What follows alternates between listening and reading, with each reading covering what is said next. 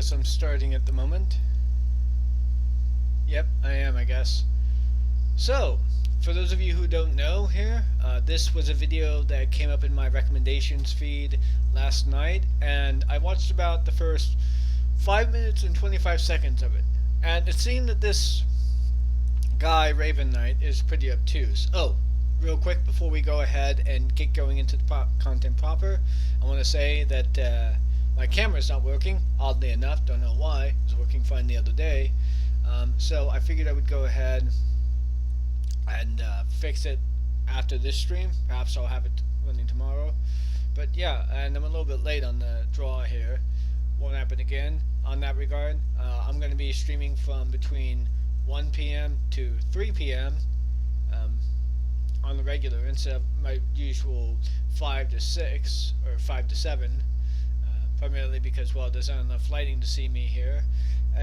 But unfortunately, my efforts were in vain because my camera's not working. So, anyways, without further ado, as I said before, this guy's video seemed to be pretty obtuse at the very least when he didn't understand why it is that GW is making this particular response here. Now, real quick, before we get into this content, I think it's appropriate really to add some context to what's going on here.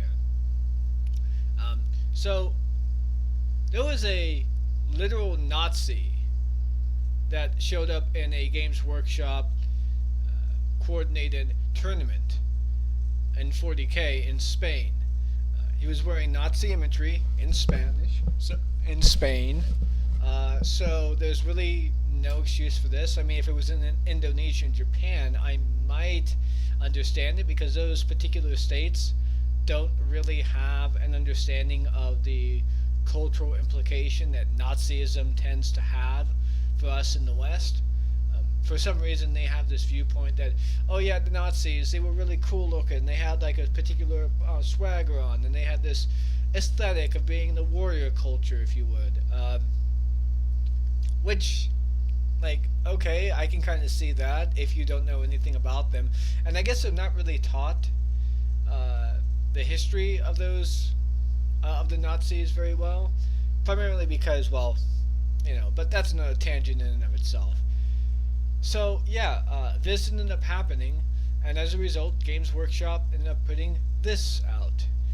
We're not going to go over this article because it does seem that he's reading the article as time has gone by, but it seems like this is one of those obtuse videos, more or less, in which the guy either doesn't understand it or he's just being deliberately obtuse. Not sure which. I'd like to assume good faith on this, and my good faith seems to indicate that this guy is a little bit obtuse, if not, just doesn't understand the reason why. So let's go and go for the beginning here and see what we have going for us, shall we?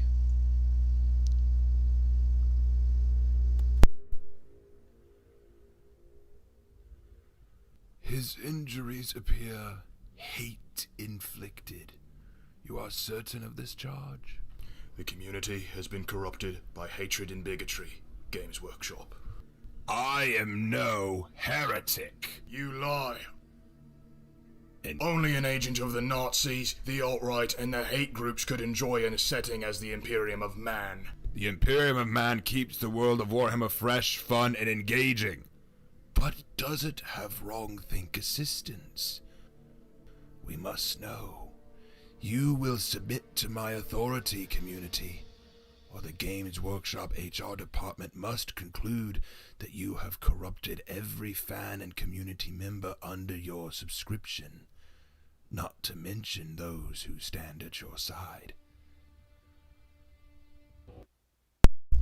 Okay, so already we're having a lot of problems with this, but I'm going to comment on this once it's taken its turn to go ahead and spew whatever the fuck nonsense it's putting forth here, shall we?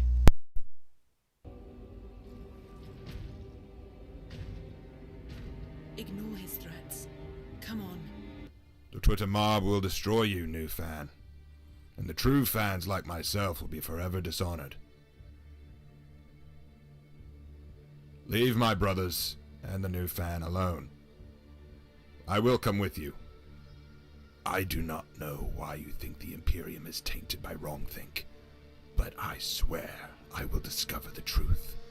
We will discover many truths, Warhammer community member. This Games Workshop statement leaves no room for doubt. You cannot enjoy the Imperium of Man unironically and still be a community member. The law of the Imperium of Man is a fascinating and rich creation. And it inspires us as not just nerds, but as humans. It teaches us to hold duty and honor sacred above all, and to understand both the weakness and the strength of humanity. But how we live with that creation and treat it is the true test of the community members. And you have failed.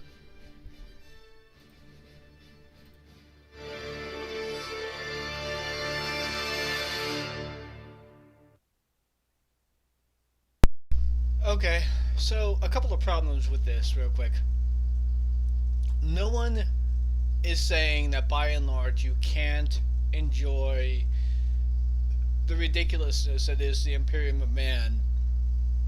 Matter of fact, before we get into that real quick, let's go ahead and see the comments, because this is going to be pretty indicative in and of itself of what we're probably going to be hearing from this particular video. For there being no good guys, Games Workshop does portray the Imperium as the hero quite often. Yeah, because a lot of what the Imperium portrays itself as is propagandistic. There is quite a bit of, in fact, let me go ahead. Warhammer 40k art. There's quite a bit in terms of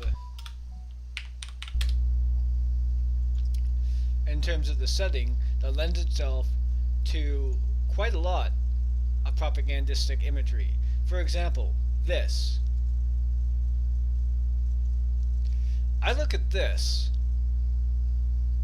and I see a lot of propaganda going on into this. You have actual angels fighting against demons, a heroism, if you would, meant to being standing upon the body of chaos, and Terminators in particular, as well as a captain of sorts, going up against a Hellhound. There's quite a bit of propagandistic imagery being taken onto this. If you understand how propaganda works, and you understand why it is that the Imperium is the way in which it is. Now, that's not to say that there aren't certain, shall we say, adjust the audio here. That's not to say that there aren't certain individuals within the Imperium that aren't considered to be good by default, in a sense, within their actions. The Salamanders, for example, are a chapter that by far is probably the best of the Imperium, and probably one of the only good guy factions. But my god, they have so much in terms of fetishization of their own chapter within their own rituals. Even Brother Alpha Busa ended up lampooning quite a bit of this stuff. So, and TTS. In fact, TTS quite a lot actually kind of just definitively showcases why there is a sort of creepiness to the Salamanders that is taking place there, and why and more or less pokes fun at it, but also shows the fact that they're not without their faults. They don't actually we don't actually have a proper understanding of Games Workshop's Imperium of Man in the 40k universe. If there isn't, like, I don't know, some kind of understanding that these are religious zealots. I mean, look at this, for example. The Sisters of Battle in particular are very much religiously zealotry incarnate, more so than any Space Marine or Inquisitor, and yet they have the most propagandistic art of heroism, yet their lore is monstrous. They have particular individuals, some of which, if you run from the battlefield, they will force you to fight in melee, and they'll have you do it without any armor, As a matter of fact, let's look that up real quick. Sisters of Battle. I think they're called the Repentia. Alright, yeah, there we go.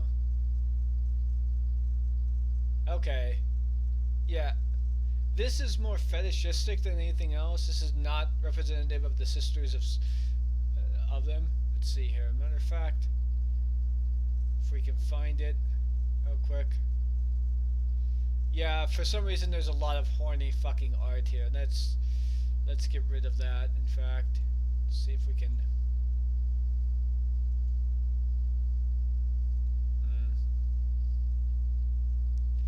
fact, let's go over to the wiki. In fact, instead. Nah, that's probably where a lot of this shit is coming from. A lot of that horny bullshit.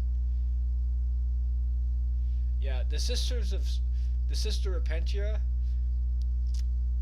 Here it is. A Sister Repentia is one of the fanatical, self-mutilating human females warriors who serve within the orders militant of the Adeptus Sororitas. Having failed or fallen short of the strict religious codes expected to be followed by the Sisters of Battle sometime in their past, Repentia sisters seek to earn the Emperor Mankind's grace once more through self-flagellation and find a glorious death in the heat of battle. That is utterly horrific. And what is their failing? Well, they fled from battle. So yeah, and as a result they were hunted down and put in this role as a means of surviving, and yet they were taken and hunted and taken and put in this role as a means to repent, and they can only do that through death. Now, I've heard, of course, in some cases that Sister Repentias can be redeemed, but by and large, without dying, but by and large, the whole thing really reeks of just religious fanaticism on the line of the flagellants during the Crusades. Our Crusades, the Christian Crusades, which isn't good. So, yeah, this guy doesn't understand anything. Let's see what the replies are. Ital used to be unironically a genuine all-good guy faction before people complained about them not fitting in because they were just straight good guys.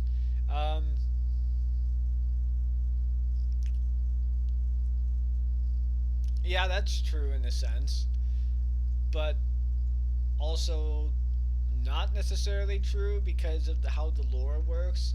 A lot of it is fragmented, and a lot of it is based on, well, you get the gist, propaganda from the perspective of the Imperium or through the perspective of other species, but always in the eyes it is supposed to be viewed as propaganda, saying,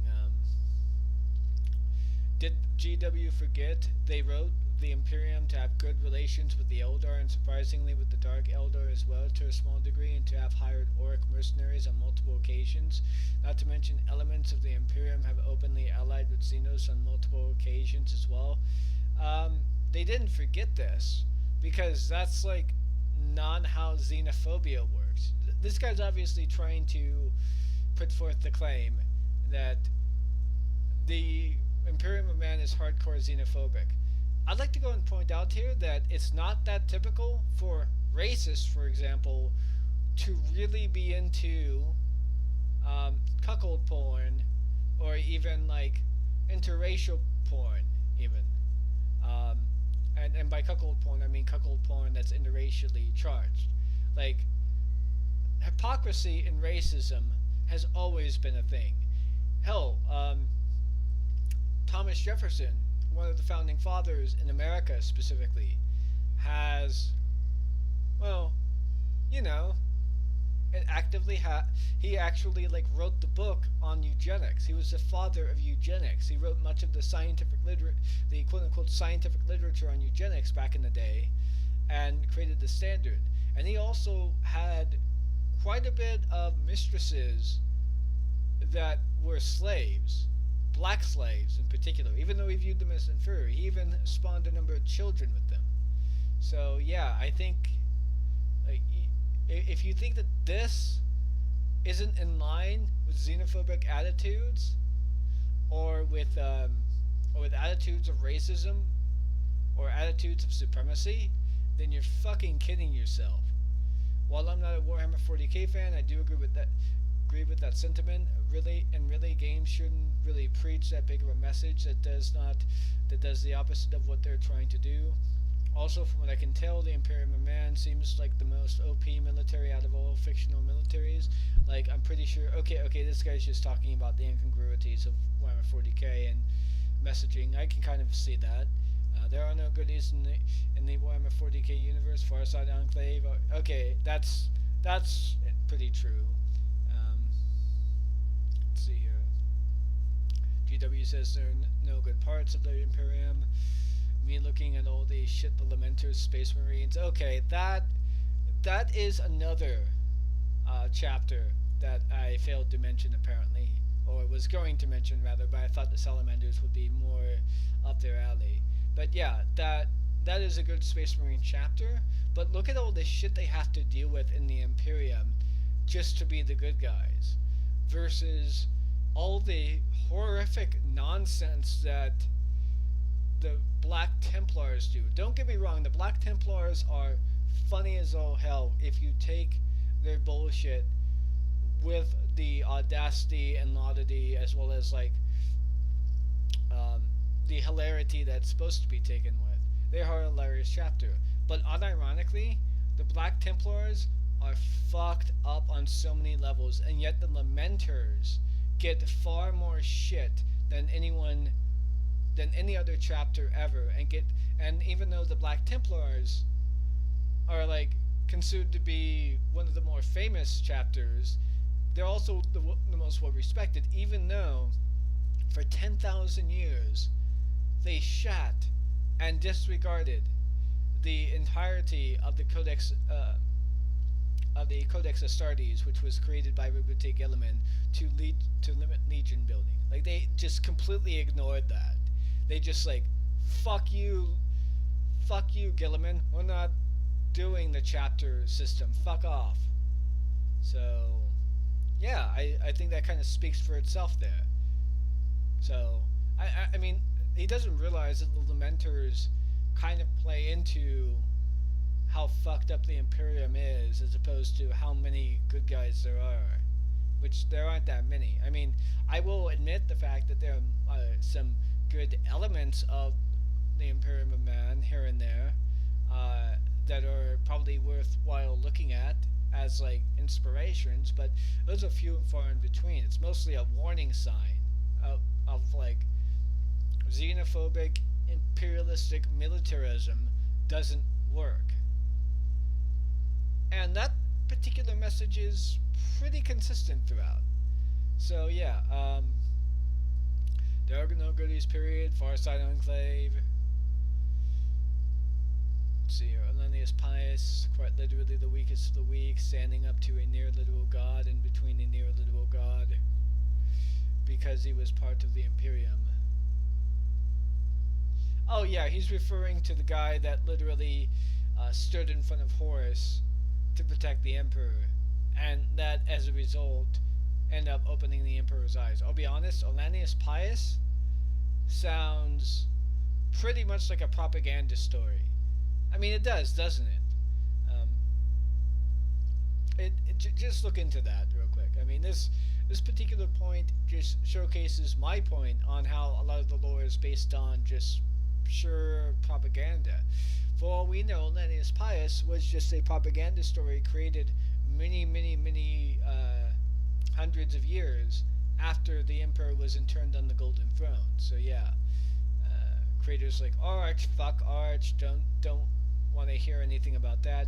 Like, here's the thing here, for those of you who don't know, Arch had moderators in there advocating in his Discord, advocating for pedophilia, and not in this unironic coded language sort of thing or whatever, but unironically saying bullshit on how they don't understand how it is child porn isn't legal. And they try to advocate that it's a perfectly normal thing. So fuck you. I'm sorry. Anyone who comes to bat for art is a fucking for art. Warhammer is a fucking lunatic. It's also one of the reasons why it is that he hasn't really addressed that part. He addresses the whole, oh, I was just being ironic, or I was just making fun of racists when you screen cap those notions of me being racist or whatever. You know, those are out of context, but he never addresses a pedophilia accusation. He never addresses the fact that he's picked moderators which were advocating for pedophilia within his own Discord. Fuck that, okay? So yeah, looks like we've got quite a few misconceptions of what's going on here. And I would imagine that the video more or less creates a bit of obtuseness. Now, let's go and go back to this little scene real quick. When it comes down to it, again, there are things worth enjoying unironically that are considered to be quote-unquote good in a traditional sense, like good morals, good understanding, good discipline. And there are things worthwhile looking at the Imperium of Man and saying, damn, they had no choice but to nuke that planet. I get that. I understand that. But here's the thing here. This is referring to this post. And this post is referring to this event. You know, Games Workshop released a statement on November 19th condemning hate groups, their ideology, and insignias after a recent Warhammer 40k tournament in Spain allegedly ignored a team whose member wore clothing bearing Nazi symbols. That is pretty damn fucking important there. And not mentioning that right off the bat, that this is what this is meant to condemn, and not the Imperium of Man as a setting in and of itself, that it's basically trying to tell Nazis that there are no goodies in the Warhammer 40k universe, that the Imperium of Man is not meant to be something to look forth and be inspired towards, or as having a model to base human civilization on. That's what they're saying. They're responding to the fuckhead that showed up wearing Nazi shit in Spain. I'm pretty sure, given the history of Spain and Germany during the era of the fucking Nazis, that there's really no excuse for this. So, yeah. And nobody's talking about wrongthink either.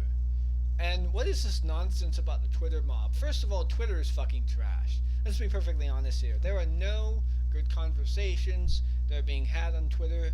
There are maybe a few good takes here and there, but those are buried under an avalanche full of just nonsense virtue signaling and clapback bullshit that it is absolutely impossible to get any kind of good take. But yeah, let's go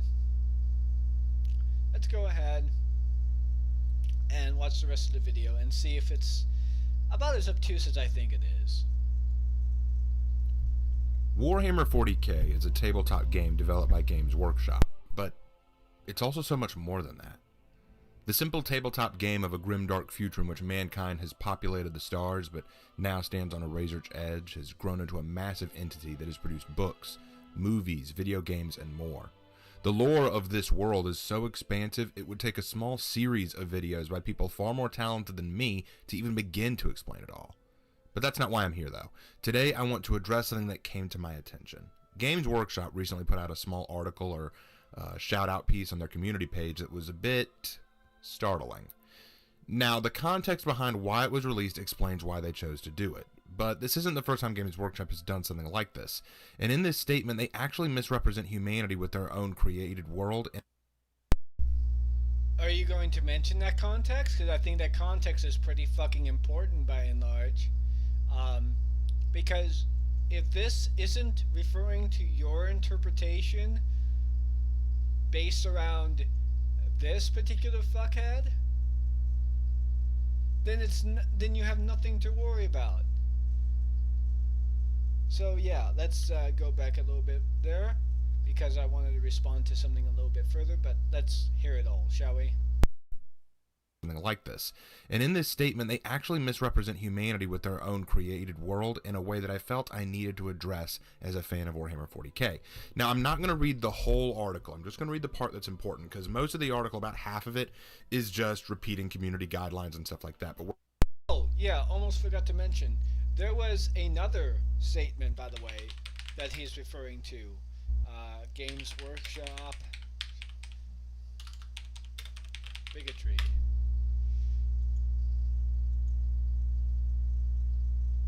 There was a little bit of a post that they made a while back ago that effectively was this. They're just telling them that Warhammer is for everyone, and if you are a bigot trying to exclude people from Warhammer based on transphobic, homophobic, or racist viewpoints about a community member, then you can kindly fuck off. Now, for the most part, I want to make it very clear here that I am not at all celebrating Games Workshop for this. I hate Games Workshop. I really do. I have an old sentiment, of course. That is, I love the Warhammer franchise, or rather the Warhammer universe, even, both 40k and fantasy, but I hate Games Workshop as a company because, and I recognize this by and large, what they will do is that they will put out statements like this, preemptively, if you would, to garner any kind of goodwill amongst progressive tabletop gamers, which is fine, but then they'll do shit like the Warhammer Plus series, or try to target fan creations. There's a reason why, by the way, I mentioned Bruva Alpha Busa earlier beforehand. That is because his channel ended up taking a literal nosedive. Nothing due to anything anyone has done beforehand, but rather more or less just as a result of Games Workshop and their zero tolerance policy. And I can't stress this enough, that Games Workshop is a shitty company. How shitty are they? Well, they ended up putting out a hiring post where they wanted people to be hired so that way they can go over people playing their tabletop games and report them to GW's offices, I guess, wherever the fuck that's supposed to be, so that way they could say, hey, GW, this player isn't using official GW models, whether it be in tournaments or whether it be in their actual workshop stores. That is very shitty, especially considering the fact that basically what they're saying is that you can buy our books, you can buy our novels, you can buy our codices, you can buy the rule books, and we'll be perfectly fine with that. But if you use any custom-made models, whether 3D printed or not, within the context of our game, in our tournaments, or in our stores, we will have someone report you to us, and then we'll, like, I don't know, I guess they'll probably do a cease and desist letter that they did beforehand. So yeah, they're hiring snitches. They're literally hiring snitches on their shit. So I want to make that very clear. People like Vosh really need to go ahead and call this shit out. I mean, he did kind of when he said that Games Workshop is a very, very shitty company, and I've been emailing him every so often about like doing a segment on that, which would be great. So that way they could get blasted more or less by him. But when it comes down to it, yeah, this is what that's meant to do. It's meant to garner up goodwill, so that way they can just take a good old-fashioned fucking dump on the community. I mean, again, this is great and all, and if you felt like you were included in this, or you felt this was a good thing for you because you're LGBTQ or um, you're a minority Warhammer fan, minority being like someone who is black, Spanish, Mexican, or basically anyone who's non-white. Um, that's fine. I don't mind that. I don't mind you feeling that. You have a right to feel that. But just know that they're doing this in order to do the aforementioned bullshit that I mentioned beforehand of abusing the community. Um, so, yeah, just let it be known there. We're going to read the part that matters. So we're going to read this together, and I will explain what I mean. The part that matters. I wonder if he's going to leave out any particular proper context. Anything that I've mentioned? I don't know. I'm not assuming as such. But the language in particular is really telling. Let's get started. The Imperium of Man is driven by hate. Warhammer is not. Now, I would argue it's driven by survival and faith, but yes, hate is involved too, I grant you. There are no goodies in the Warhammer 40k universe. None. Especially not the Imperium of Man. Its numberless legions of soldiers and zealots bludgeon their way across the galaxy, delivering death to anyone and anything that doesn't adhere to their blinkered view of purity. Almost every man and woman toils in misery either on the battlefield, where survival is measured in hours, or the countless manufactorums and hive slums that fuel the Imperial war machine. All of this in slavish servitude to the living corpse of a god emperor whose commandments are at best only half remembered, twisted by time and the fallibility of humanity. Warhammer 40k isn't just grim dark, it's the grimmest, darkest. Well, yes and no. While a lot of worlds in the Imperium are dystopian in nature, giant worlds that are nothing more than big factories, there are others very similar to our own. They don't get quite as much attention within the lore because not as much action takes place there. But bouncing off of that, you said there are no goodies in the world of Warhammer 40k, and you're right. So why single out humanity? You say especially not the Imperium, as if to imply that it's special. Why is the Imperium unique? Why especially them? Are we less kind or merciful or benevolent than the forces of chaos? Are we less friendly than the Tyranids? The Dark Eldar? The Orcs? The Necrons? It's like you said, all are corrupted to some degree. All have their moral grays and darks. Why are you singling out the Imperium? Seems a little unnecessary. The Imperium... So, this is where in which I stopped. Because to be perfectly honest, this is an obtuse notion here. The reason why they're saying especially the Imperium is to respond to this dickhead. As well as, let's see here, where was it again?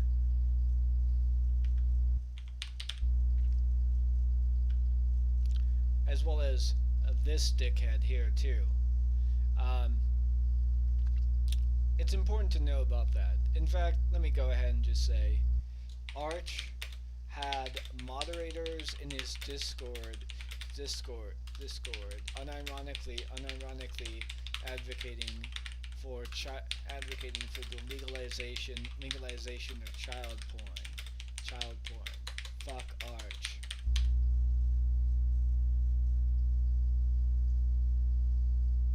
That might ruffle some feathers, but it is the fucking truth. So yeah, and they're not saying that humanity is a special case. When they're saying especially, they're referring to the Imperium of Man, primarily because the Imperium of Man is by and large the setting through which most fans of the Warhammer community identify with. Sure, you have the Eldar, you have the Orcs, and so on and so forth. But the Imperium of Man is, to some degree, meant to be sympathized with, but also condemned in. Because we're supposed to have this sympathetic viewpoint that when Inquisitors nuke a planet, or they had no choice but to do so. And that is meant to be sympathetic, because you're supposed to justify and look at the reasons for why they did that and go, no. But it becomes increasingly hard to do that when an Inquisitor in particular goes through every ounce of possible reasoning that they possibly can to not nuke the planet, to do everything that they possibly can to not resort to an exterminatus. But they fail in every single regard, and the last option is the exterminatus. That's meant to be a very sympathetic, hard choice. That's basically meant, wow, you're going to condemn a planet of billions to hellfire and to utter destruction, um, just in order to be able to save trillions upon trillions more. It's basically not ends justify the means, but what was that old sentiment of Spock's? What was it again? Oh yeah, the good of the many outweighed the good of the few. And in the Imperium of Man, nowhere does that ring more true than an exterminatus. However, that being said here, there's a lot of fucked up things that the Imperium of Man has done throughout the ages. In fact, this was typified by Bruva Alpha Busa as, I guess you could say, being the result of the Inquisition. So yeah, let's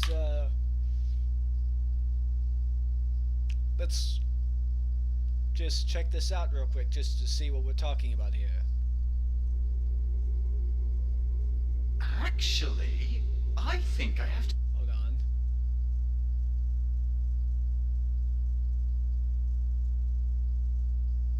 Become labor camps and sterilizations, murder millions over bare superstition, excommunication of actually loyal Astartes, have thousands of imperial planets and its valuable assets destroyed because some bypassed with barbed wire and accidentally summoned a demon or two. Be painfully hypocritical and use xenos and demonic weaponry in aid in order to carry across my will. Use techno-monkeys. But, my lords, the Inquisition's works has saved mankind on numerous occasions. Like during the High Fleet Leviathan crisis, where the Inquisitor known as Cryptman stepped forward. The Tyranids, which he had previously named them, had managed to outmaneuver the Imperium, but thanks to Cryptman, their threat was abolished. He had managed to have a Magos concoct a poison against the Tyranids, which they then managed to defeat them entirely with. Am I gonna have to start writing a list over things I don't know what the fuck you are talking about because what in the balls are a Tyrannid? Right. It's kind of nasty. But still, it was quite heroic of him. And how much did this threat cost to abolish? Well, let's just say he didn't have the luxury to count the cost. Anyway, there was also one time during the First War of Armageddon where the Grey Knights helped the Space Wolves fight off a demon Primarch. Please don't get oversensitive about the Primarch thing. I really don't need more of this. Now you are bringing up those fucking Grey Knights again, with that stupid ass baby carrier Dread Knight thing. My inexistent eyes are still sore from seeing that abomination.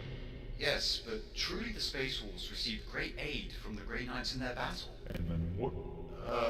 What do you mean? What happened after the battle had ended? Well...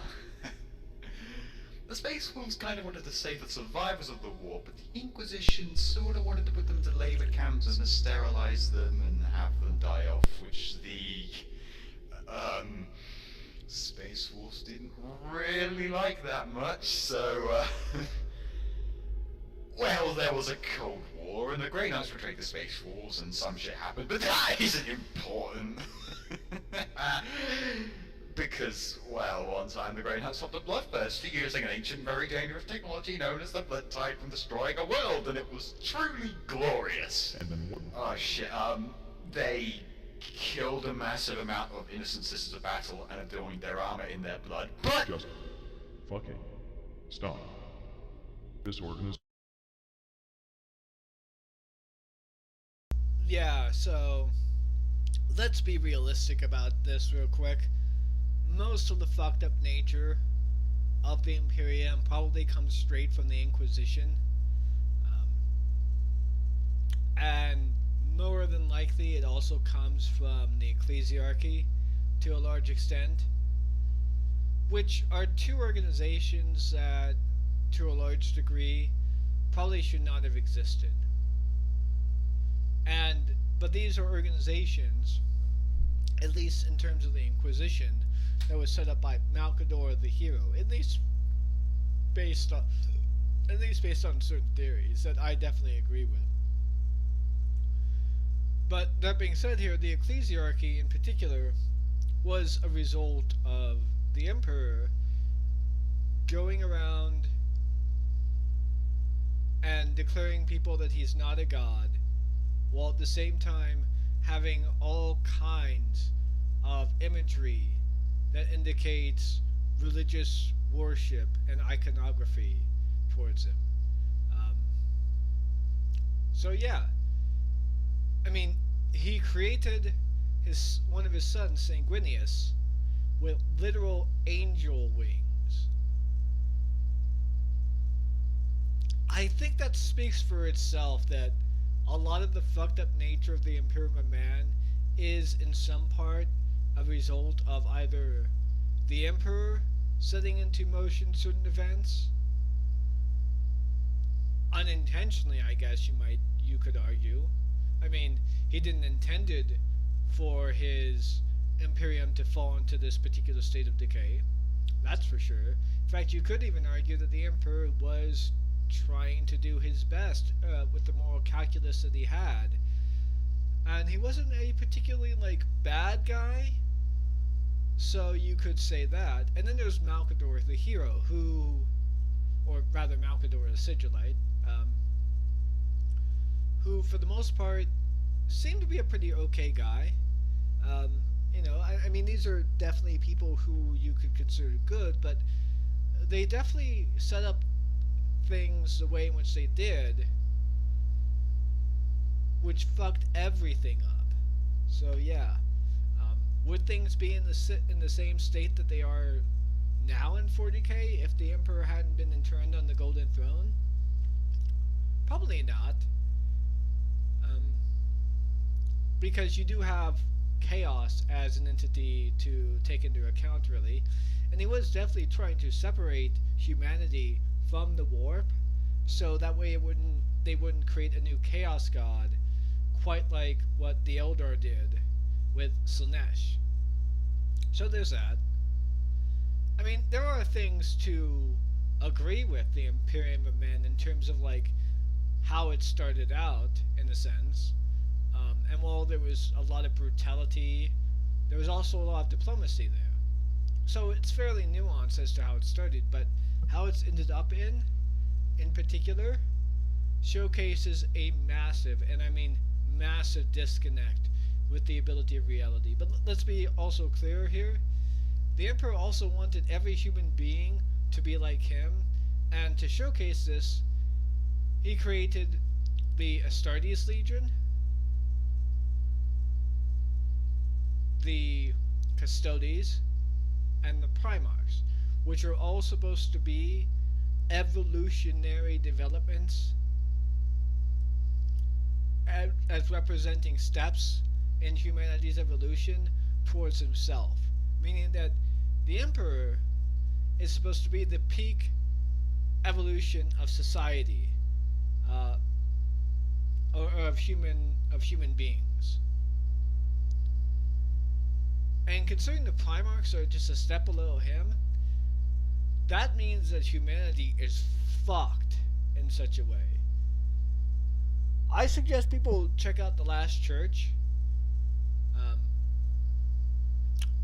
because it kind of gives you a really huge understanding of what the fuck is the problem with this particular reasoning of trying to make humans into gods. So yeah. Let's continue here. Now we're getting to the parts in which I have no pre-thought out response. Didn't think of all this stuff too much, by the way. Most of the stuff came up on the fly for me. Let's see where this goes to, shall we? Man stands as a cautionary tale of what could happen should the very worst of humanity's lust for power and extreme unyielding xenophobia set in. Like so many aspects of Warhammer 40k, the Imperium of Man is satirical. For clarity, satire is the use of humor, irony, or exaggeration, displaying people's vices or a system's flaws for scorn, derision, and ridicule. Something doesn't have to be wacky or laugh out loud funny to be satire. The derision is in the setting's amplification of a tyrannical, genocidal regime turned up to 11. The Imperium is not an inspirational state outside of the in-universe perspectives of those who are slaves to its systems. It's a monstrous civilization, and its monstrousness is plain for all to see. And it is here, right here, this is where I feel you're wrong and where the real issue of the article comes into play. I don't think we can or should consider the Imperium of Man as a cautionary tale. Consider a few things. Firstly, you say that the Imperium of Man lusts for power and is guilty of xenophobia. And while this is true, you could also attribute this to every other Alright, let's go and go a little bit back, because I had a race in Warhammer 40k. Yeah, consider So, hold on. Didn't quite hear what he had to say. monstrousness is plain for all to see. And it is here, right here, this is where I feel you're wrong and where the real issue of the article comes into play.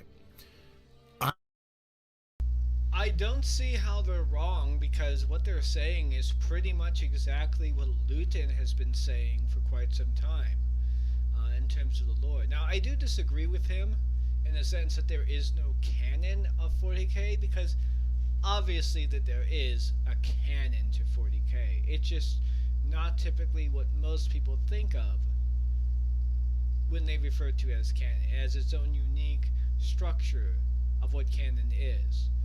But the canon of the Imperium of Man, or the canon of the entire 40k universe, is that humanity is xenophobic, aliens are very fucked up in a sense, there are horrors beyond those alien species, and there is a particular threat outside of the galaxy that is coming into play that threatens everything. Obviously, I'm referring to the Tyranids there, but suffice to say, I'm not too sure how any of this should be controversial for what they just said. So let's go ahead and get into this, shall we? I don't think we can or should consider the Imperium of Man as a cautionary tale. Consider a few things. Firstly, you say that the Imperium of Man lusts for power and is guilty of xenophobia. And while this is true, you could also attribute this to every other race in Warhammer 40k, with the exception of maybe the Tau, who aren't really xenophobic but are still power hungry. Again, you said it earlier, all races in the Warhammer 40k universe are wicked to some capacity or broken. The Imperium is no exception. Secondly, the setting is incredibly overblown. You call it satire, and while you're not technically wrong, that's not the word I would use.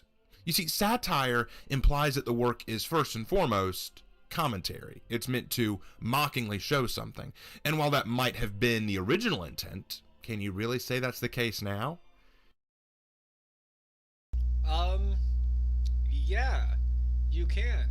I mean, look at the revival of Rebute Gilliman, for example. He ended up getting reviving, and he hated the Imperium, and he wanted to change so much of it. But after he finally got through it all, once he finally got his calculus in order, he understood that institutions like the Ecclesiarchy, the Inquisition, and the Astartes Legions, as well as like the Sisters of Battle and all of the factions within there, are a necessary evil. He is trying to change things for the better, if you would, by using those institutions that exist within his time, so that way he can move them away from being so monstrous. What is that if not a commentary on how it is that you can't just change society on a whim? It has to be gradual in a sense, because otherwise you may end up causing so much discontentedness amongst the populace that it ends up undoing anything that you were hoping to create for the better. That's commentary right there on our modern society, in a sense, or on all of society.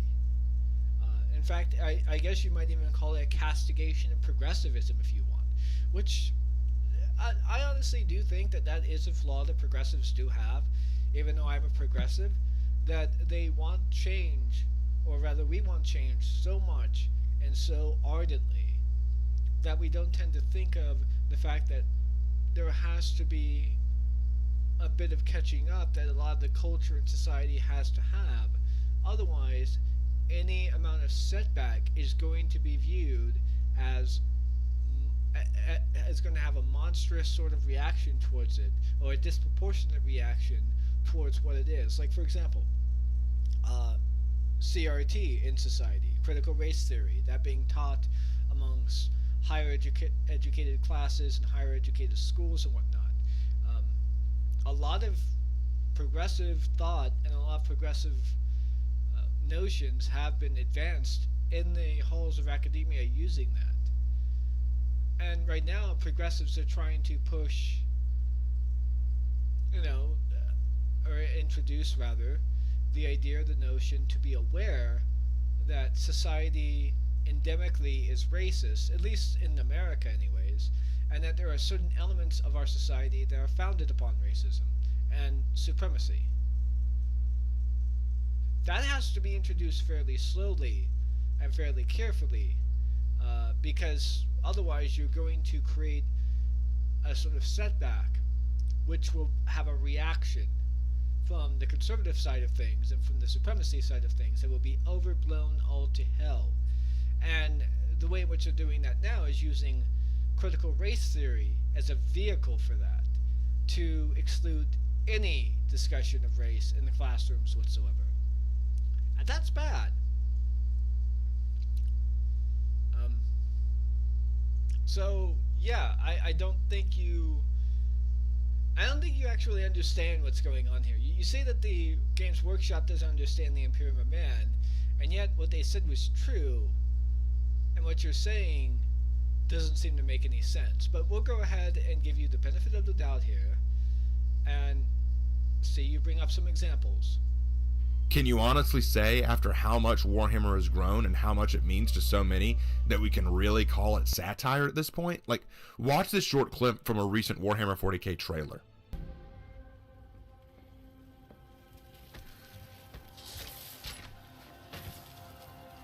Suffering is our prayer. Faith is our armor.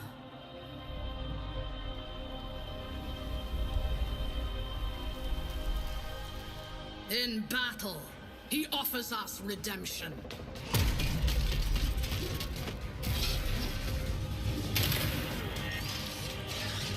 And for those who prove worthy, the Emperor sends forth his angels.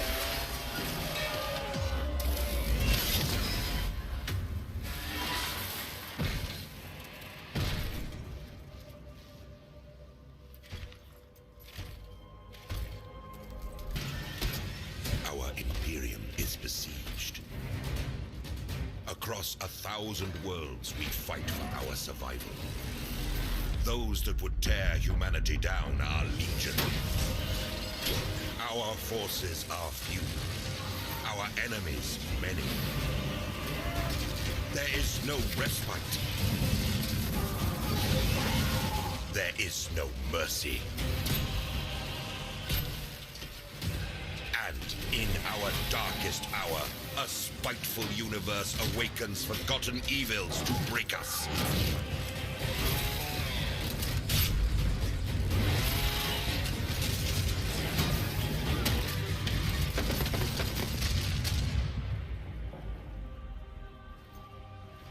The galaxy burns, yet still we stand, the last bulwark against the terror. And while we draw breath, we will fight. For in this new dark age, there is only war. Which part? I noticed you didn't even show the title of the fucking trailer, like where that comes from. I've actually seen that trailer. Let's look it up, shall we? Warhammer 40k trailer mobile. Let's see here. Oh, look, Lost Crusade. It's a mobile fucking trailer. In fact, the entirety of this trailer is meant to trick you, in a sense, in order to download this thing. What is Lost Crusade? Let's look at Lost Crusade. Warhammer 40k, Lost Crusade. Lost Crusade. Crusade gameplay.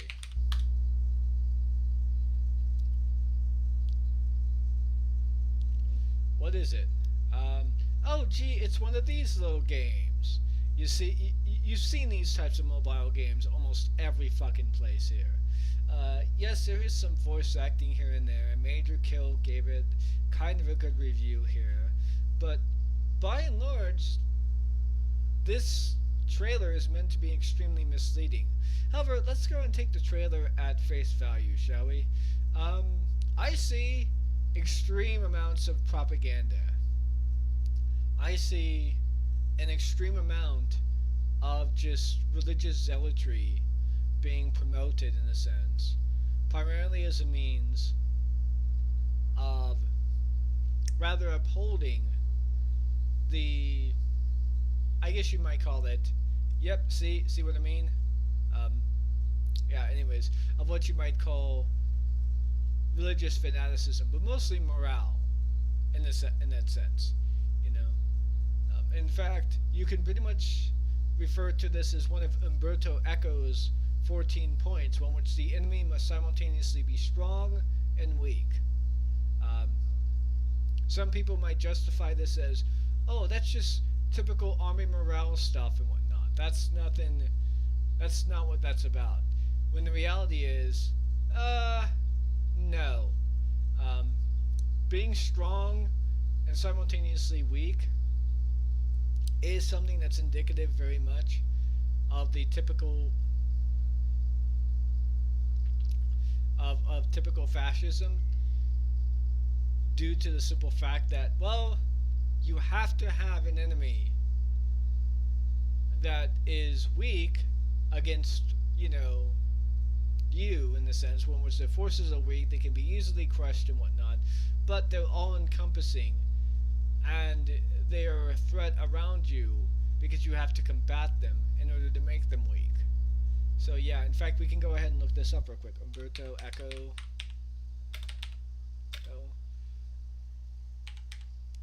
Fascism.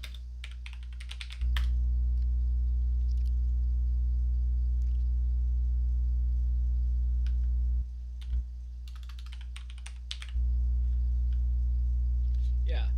Followers must feel... No, that's not quite correct here. Is that the one I'm doing?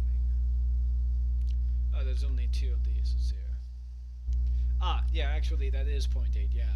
The followers must feel humiliated by the ostentatious wealth and force of their enemies. When I was a boy, I was taught to think of Englishmen as the 5-meal people. They ate more frequently than the poor, but sober Italians. Jews are rich and help each other through a secret web of mutual assistance. However, the followers must be convinced that they can overwhelm the enemies. Thus, by a continuous shifting of rhetorical focus, the enemies are at the same time too strong and too weak. Fascist governments are condemned to lose wars because they are constitutionally incapable of objectively evaluating the force of the enemy. That is basically what that fucking trailer you just showed did. So yeah, nice dishonesty. Wow. I wasn't expecting such blatant fucking dishonesty in this video, but you exceeded my expectations, so let's continue here. Part of that was satire, just curious. And for another example, take Batman. I just explained how it was satire. I mean, I just did that. I'm not too sure how it is that you can claim otherwise, but okay. Which part of that was satire? Just curious. And for another example, take Batman.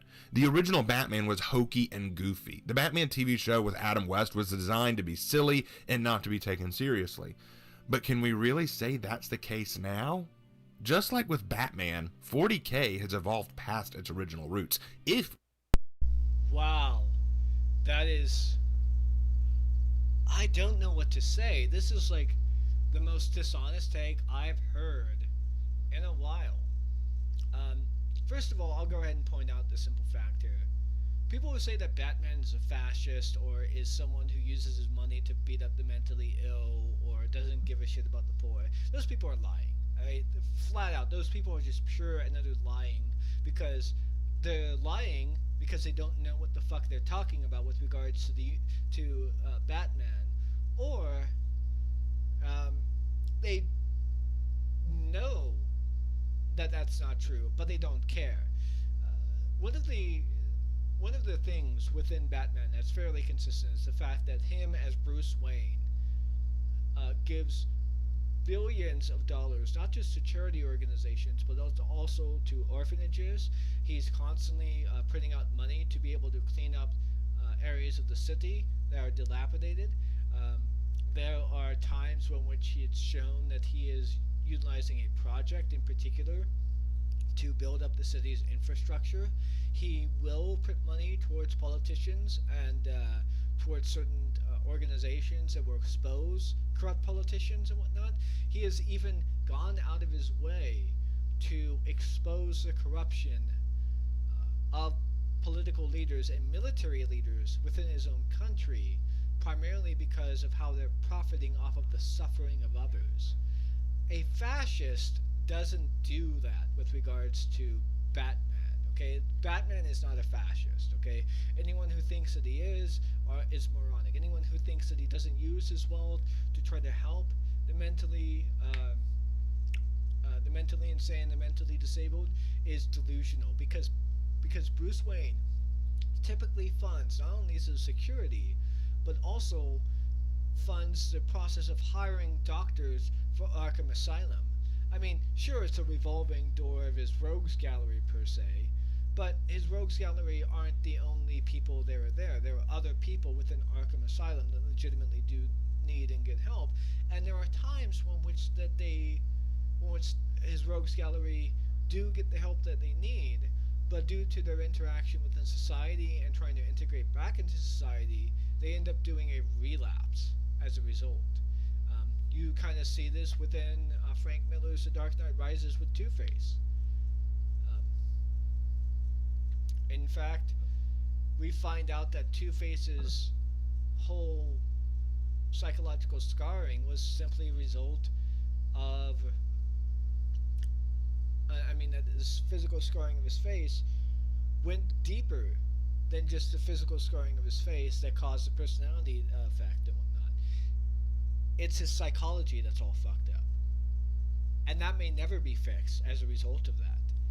And when Batman is looking over Two-Face on this, he realizes that he and Two-Face are one and the same. So yeah, I just want to put that out there. But Batman may have had this transformation from a goofy sort of character in the 60s and in the 70s, but that was primarily because of the Comics Code Authority. I'm not too sure if you're aware of this, Raven Knight, but the Batman character, as he originated, didn't originate as a goofy, not taken serious individual. He was actually portrayed as, well, a ripoff of the Shadow. You can look at Razorfist's video on this particular effort, but effectively, Batman was presented as this sort of individual who was relentless, who was all-consuming in his quest to stamp out crime, and had a relationship with the city in the same way that the Shadow did, and he wielded fucking guns, too. He offed quite a few of the people that he fought against. The Joker was one of them, as well as many other portions of his early rogues gallery. Just read the Golden Age Omnibus, the Golden Omnibus. Yeah, the Golden Age Omnibus with Batman, and you'll see that. So, I don't know what to say about this. This is a dishonest comparison. Either that or it's purely ignorant. I don't know which one it is. I want to think ignorance maybe because this isn't something that's commonly known. But yeah, just I do not have high hopes for this particular response video. I'm thinking about actually ending it right now, but I'm gonna power through it, I guess. We can say that the roots were real to begin with. Consider this. If, just like with Batman, 40K has evolved past its original roots, if we can say that the roots were real to begin with. Consider this. You created 2 lost Primarchs in the Imperium of Man, for whom the fans could personally design their own original Primarchs, so thereby inserting themselves and their ideas into this world. I myself have created my own original Primarch. If this is a cautionary tale, why would you want insertion? Why would you want people to be invested in the plight of humanity? I want to point out here that what he's talking about has to do with the setting of Rogue Trader, which is kind of its own thing, by the way. And the reason why those 2 Primarchs were created were specifically to play into that.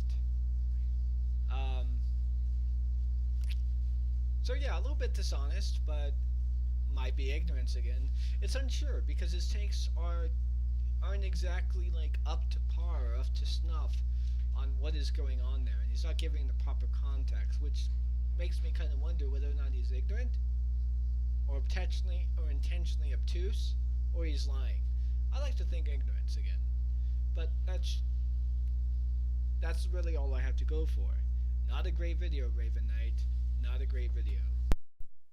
Humanity is wretched, as you said. This is the tale of humanity at its worst. We should hate them.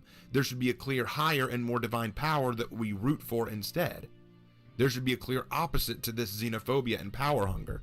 Quite often there has to be some kind of area that we look to and say this is what we should be, not what we shouldn't be. That's not what GW is saying. GW has said nothing of that. Nothing of what you've read off of this statement indicates anything that GW says that there should be a higher notion of what it is that we should strive towards or whatever. They're just saying that the Imperium of Man is not a fucking role model to be excised and lauded for and have a society to be based off of, because they're responding again to this fuckhead. I find it interesting that you're not even bothering to give the proper context here. I wonder why that is. I mean, you've got a arch Warhammer fan in your community here, which you should probably block and excise completely. So you know. But yeah, it's yeah. Anyways, let's continue. But no, you want us invested in the world. You want us invested in the Imperium of Man. Why, if it's what we shouldn't be? I'm fairly certain. They're not saying you shouldn't be invested in the Imperium of Man. They're saying that you should take the Imperium of Man in its proper context and how they intended it to be.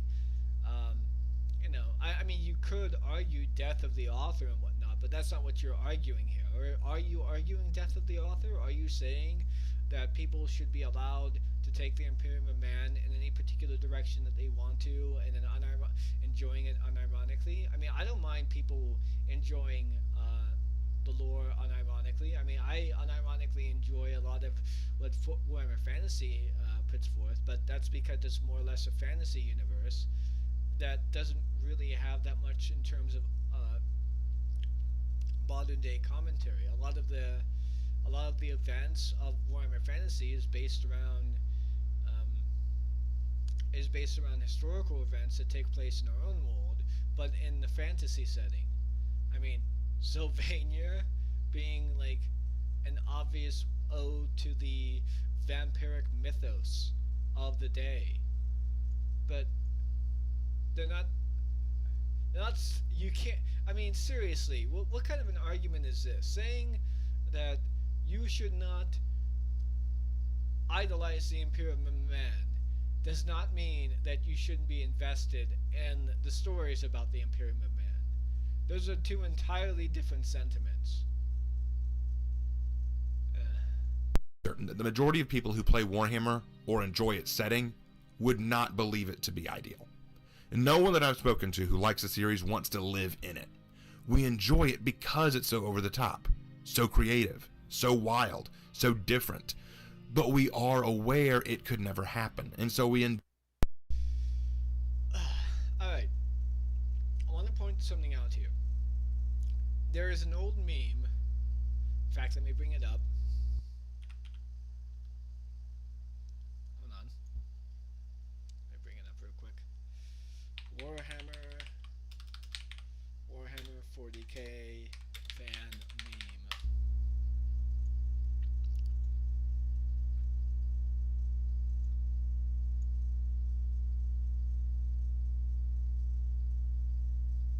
Yeah, okay, here it is. It's right here. This is the meme you're referring to. And this is true for the majority of the fan base. But this isn't everyone. Alright?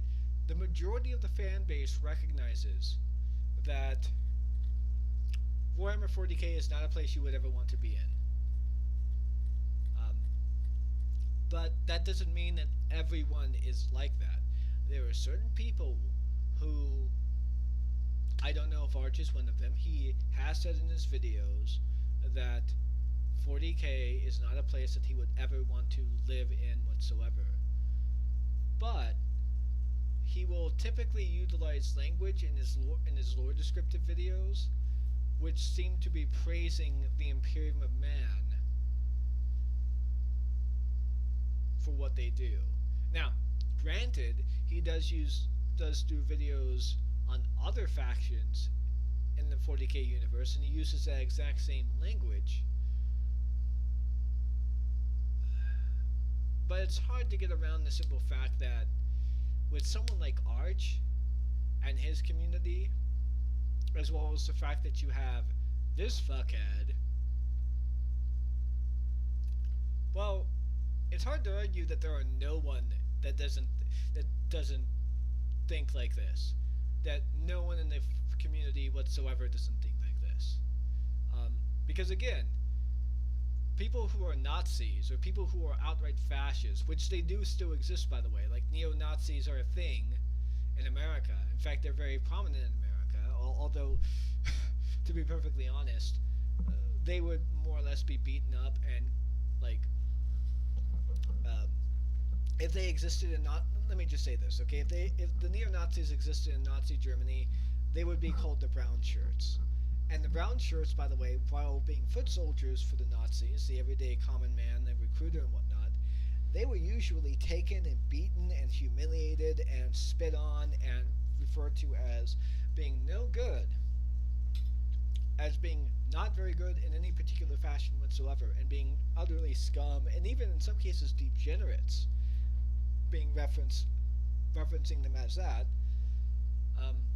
That's what the neo-Nazis would be in Germany. And that happened. And who did that? Oh, it was the soldiers, as well as the SS officers. So yeah, neo-Nazis are fucking cringe.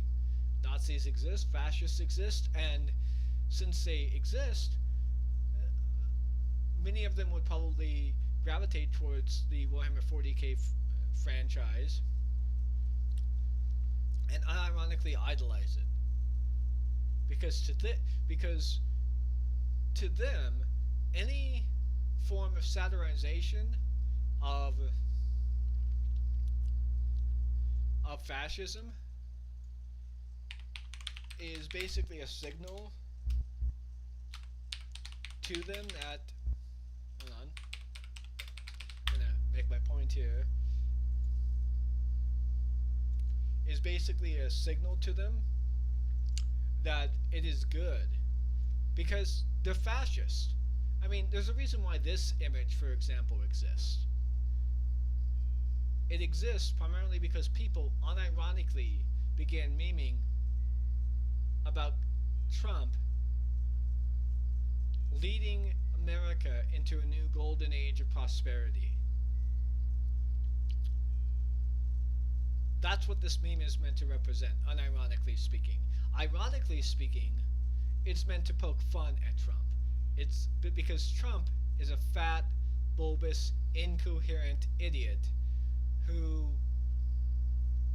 subsists on praise and worship alone and will not handle any form of criticism whatsoever.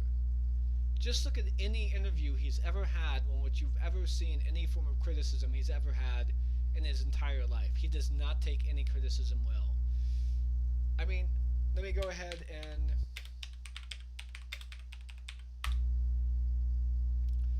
give you an example of what I'm talking about here real quick. This, let's see here, hold on. This is what the unauthorized biography of Lex Luthor looks like. Now, does this look familiar at all? Well, it should.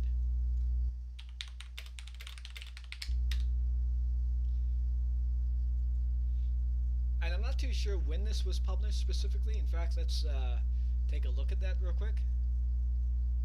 Let's see here. Let's look at this real quick. It was published in 1982. Let's look up Art of the Deal. Trump, Art of the Deal. Oh, hold on. My bad. 1987. So it was published about 2 years before then, but it has the exact same imagery as Lex Luthor's, as the unauthorized biography of Lex Luthor. I mean, this is what narcissism looks like, in a sense. And if you've read this book, I've read this book for the record. It's full of self-aggrandizing, narcissistic sentiments and statements here. So, yeah, I just think that it's important to have some proper context here and to know what the fuck you're talking about. And you seem to be making all kinds of broad swaths and generalized sentiments and statements that don't seem to be lining up with reality.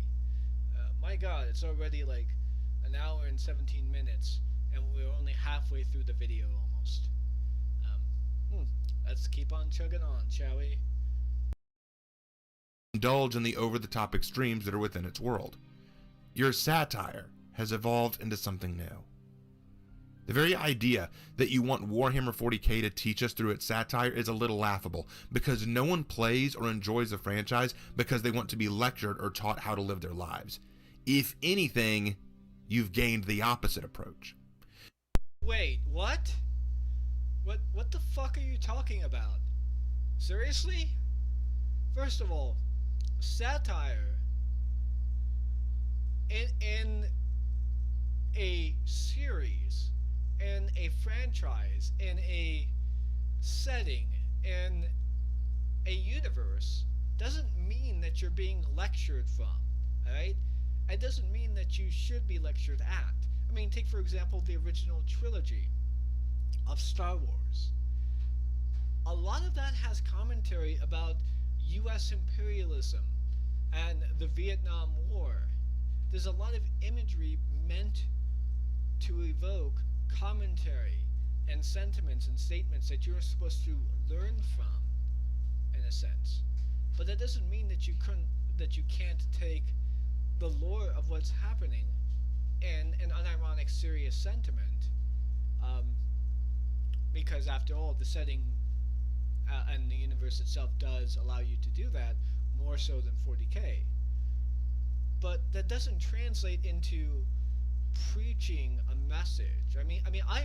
I am completely against utilizing ham-fisted liberal idpol preaching with fists of fucking ham, mind you, to deliver a message.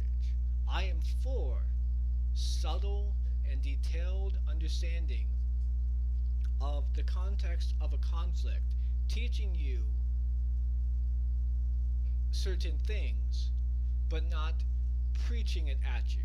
In fact, the the particular, let me make sure to yeah, okay, I'm 11:16. Okay, in fact, the particular this particular clip that you're using here in the background to showcase what you're doing here, this is Dawn of War 2. What is this showcasing? Well, it's showcasing the Eldar doing some kind of ritual, and they're being attacked by the Imperium of Man, or rather by the Blood Ravens. They are attacking them, even though they are attempting to stop a threat called the Tyranids, which is going to doom them all. At the end of this, conflict, this guy right here, he says to the Eldar, while she's lying on her deathbed, dying, saying that this planet is no longer yours, and she responds with, "No, it was never ours, or yours. It was theirs." And she points up, and at the sky, the Tyranids are descending onto the planet. Gee, is there commentary there? Does it mean that maybe you shouldn't simply attack an enemy who has been an enemy for so long without thinking of the consequences there? That maybe by killing a hated foe and a hated individual that you've been at war with for a long time, without thinking of the consequences though, may enable another foe to gain an upper hand against you and destroy you? And what is this a commentary against? Oh yeah, it's probably a commentary against xenophobia. So, I mean, by the way, this is not stuff that's said explicitly within this trailer. This is all very subtle telling, and it's done so through the narrative, and I like that. That is good messaging. That is good commentary. That is commentary. And you are, in a sense, supposed to learn from that. But it sounds like you don't want to think about that. It sounds like you just want to go ahead and swing your chain swords at the Eldar who's frying you and kill her, and then go, "Oh fuck, we fucked up. Oh well." I mean, this is... I'm sorry, but I can't really take you seriously if you're just going to go this route. I mean, I get that people want to enjoy their things, I get that people don't want to think about the commentary, and that's fine. You don't have to think about the commentary, you don't have to think about the satire if you don't want to. But denying it's there, simply because you don't see it and because you don't understand it, is smooth brain bullshit. I mean, I'm just going to come out right out and say it. This is legitimately retarded. It is utterly retarded. I don't care about the R slur being used here because, you know, it's not something I really care to think about, really. But this is so stupid, so dumb, that it goes beyond the frame of moronic and into the realm of retardation. So, let's continue. Oh. Wills it, or for the Empire, because no one plays or enjoys the franchise because they want to be lectured or taught how to live their lives. If anything, you've gained the opposite approach. You now have people who literally scream, "The Emperor wills it," or "For the Emperor," in unrelated and real-world places. Your satire has actually reversed on you. It's failed. Care to show some examples of that? Because, like, other than in Games Workshop, tabletop places, and in tournaments, or voice acting for videos, that doesn't happen in real life.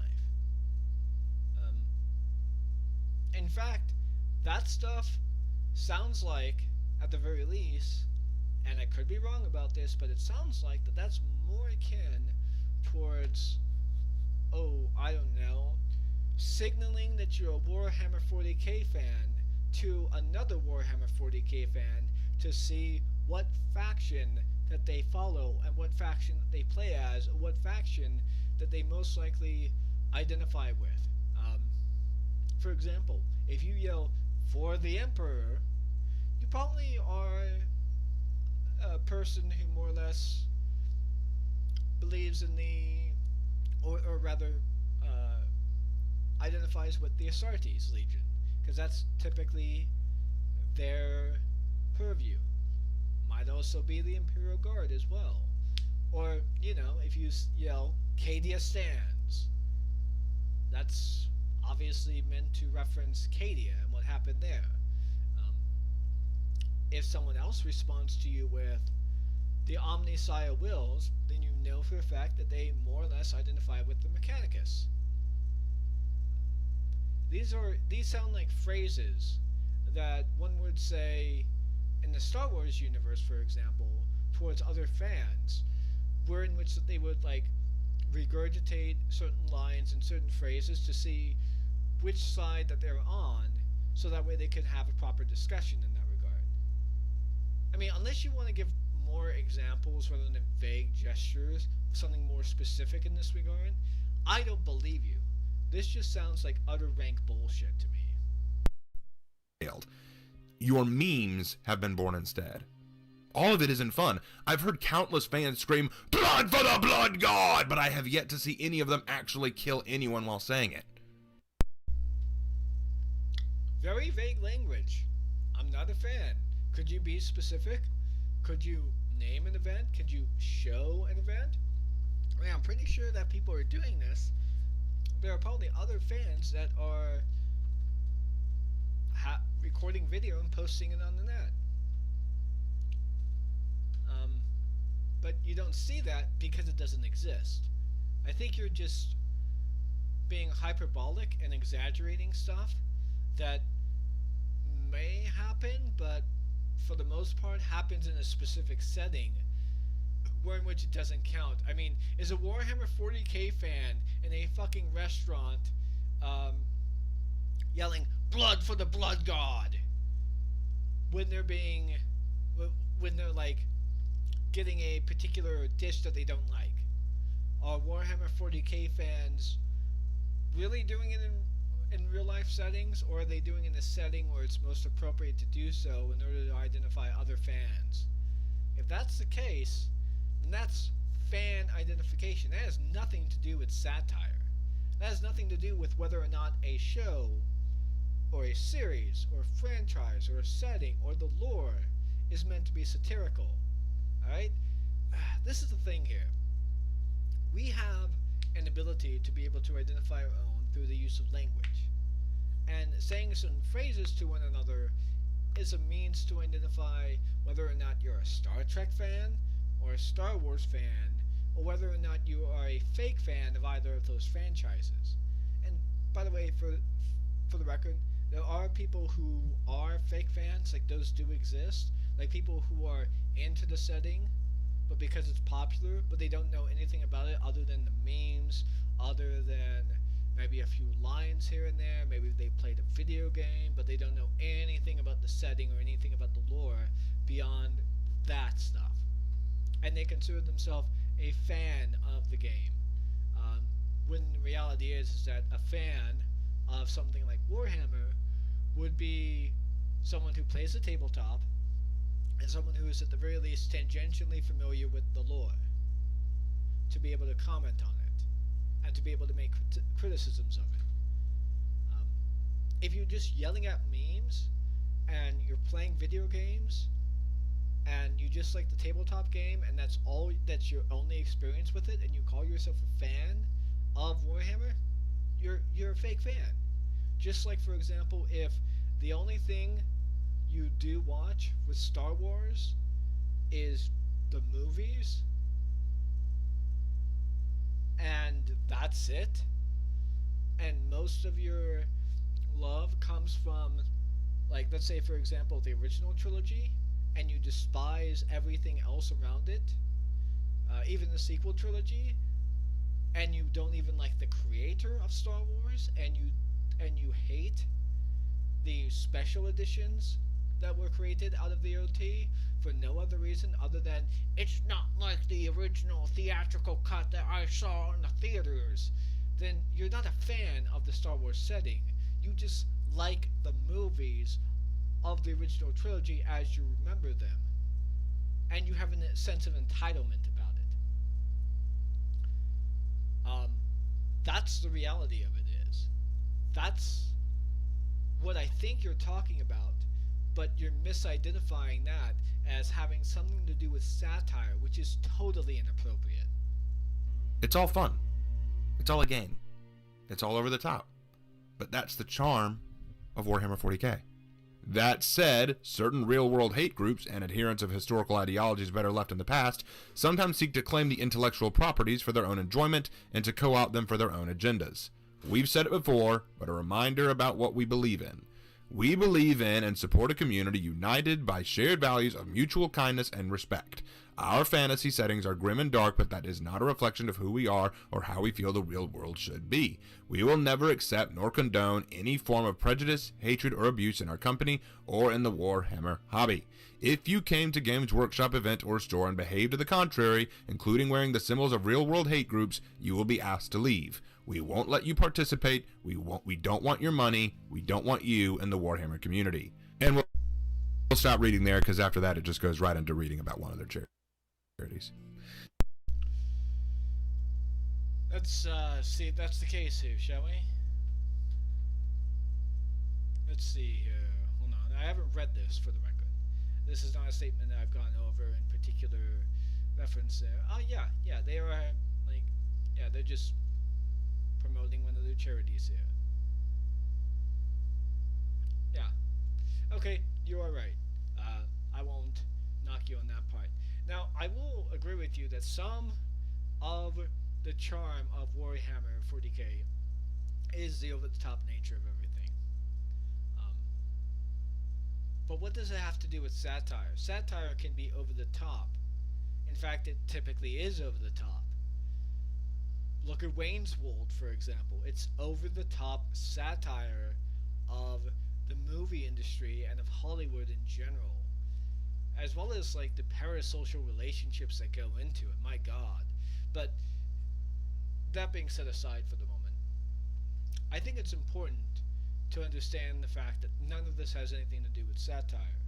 And the funny thing is that this particular statement here is really fucking funny to me, because this isn't actually what they believe here. I mean, they say they believe it, but what they're actually doing here is saying that we won't accept or condone any form of prejudice, hatred, or abuse in our company or in the Warhammer hobby, because that's what they do to their own fan base. They actually will, for all intended purposes, literally abuse their own community in such a way in order to get money out of them in such spectacularly dickish fashion. Like, for example, as I said before,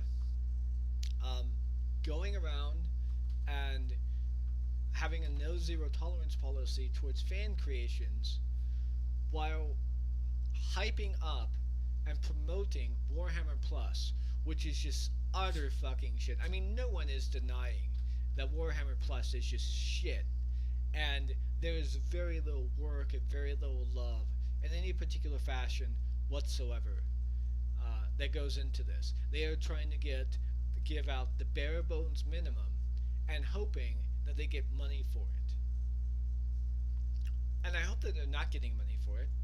I don't really know the state of it. I mean, I know for a fact that YouTube, typically speaking, has nothing good to say about Warhammer Plus. There is nobody on YouTube that I'm aware of in any form or fashion that says anything good about Warhammer Plus. Even those that will try to go over what Warhammer Plus gives people. Sorry about that, my cat's trying to get in my lap here. That Warhammer Plus tries to give people in a non-biased fashion when they're not trying to castigate it, they're just describing what's there. They will say at the end of it all, this is not a good service. This is a shit service. This doesn't make any sense to service it like this. In fact, what's up with all the animators? And not to mention, they told an animator to they told a fan animator that they were going to hire him, and he needed to take his work down, and then like 6 or 7 months later, I think, they dropped him without any notification whatsoever, without even paying him a single cent.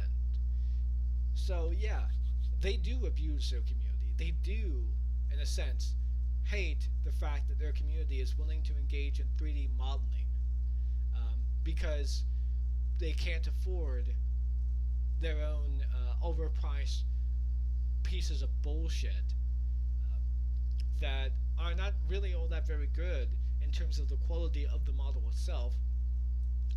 And for the most part, it's a very shitty thing to do, to target people who buy your codices, buy everything else, but can't afford to actually put money towards models, so they make their own.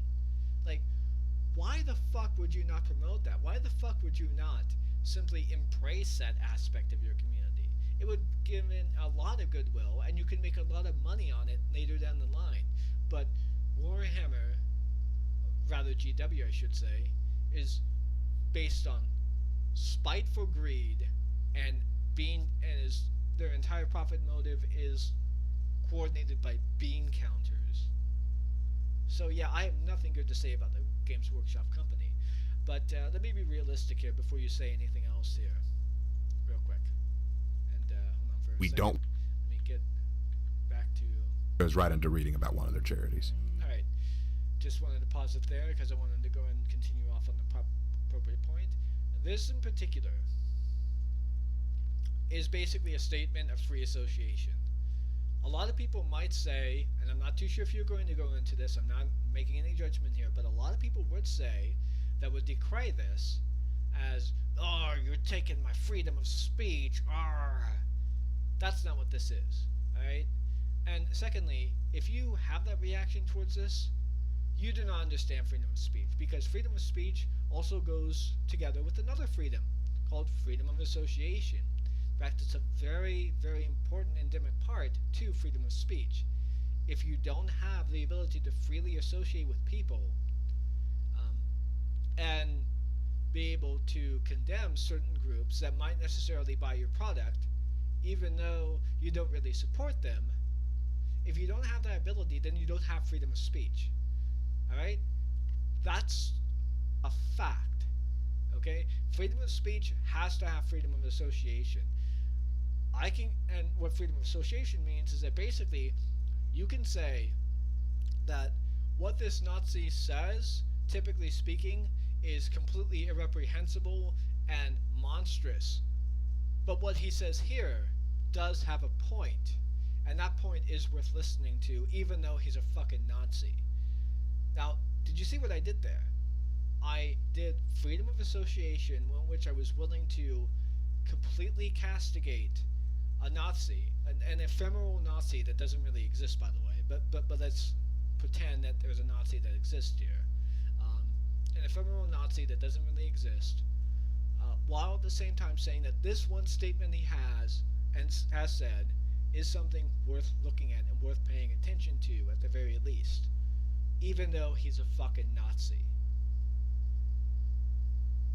And what that means is that I'm not associating myself with the Nazi.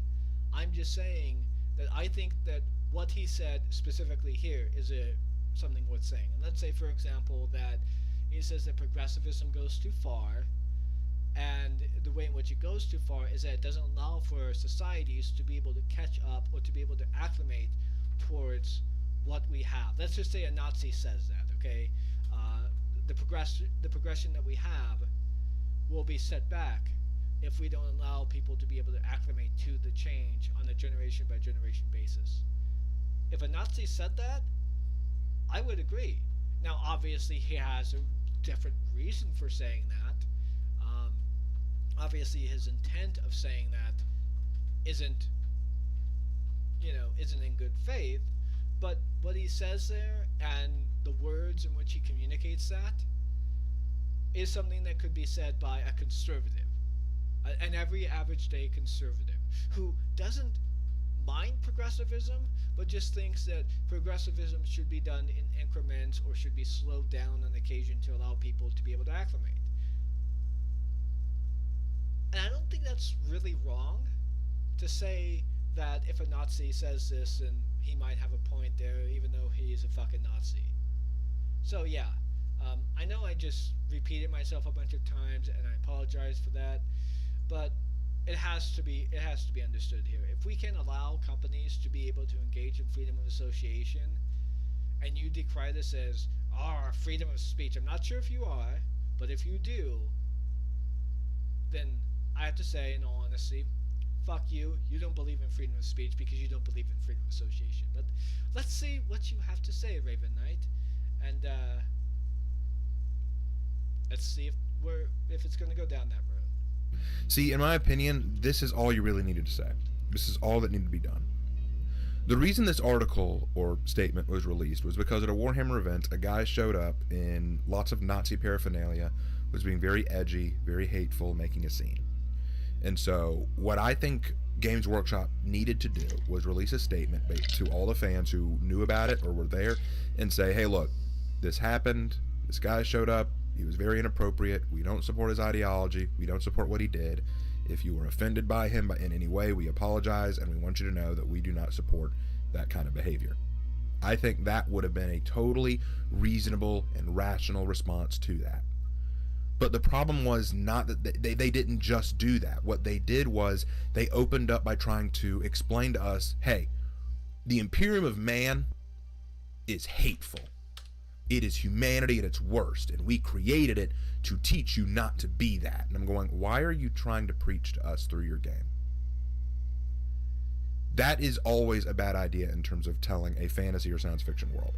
Do not preach to your audience by using the rules of a fantasy world. Do not preach to your audience using the context of fantasy. The reason why is because most people are fully capable of disconnecting the fantasy from reality. Look, we recognize that a lot of the things in Warhammer 40k... Alright, I'm going to stop you right there real quick and go a little bit back here. And I want to point something out here. This is a live stream done by Arch here. He had Sargon of Akkad there.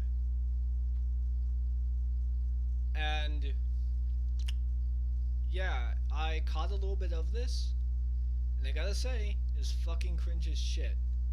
Let's see here, I believe the point was around here. The Rex are worried if the Astartes are wearing red.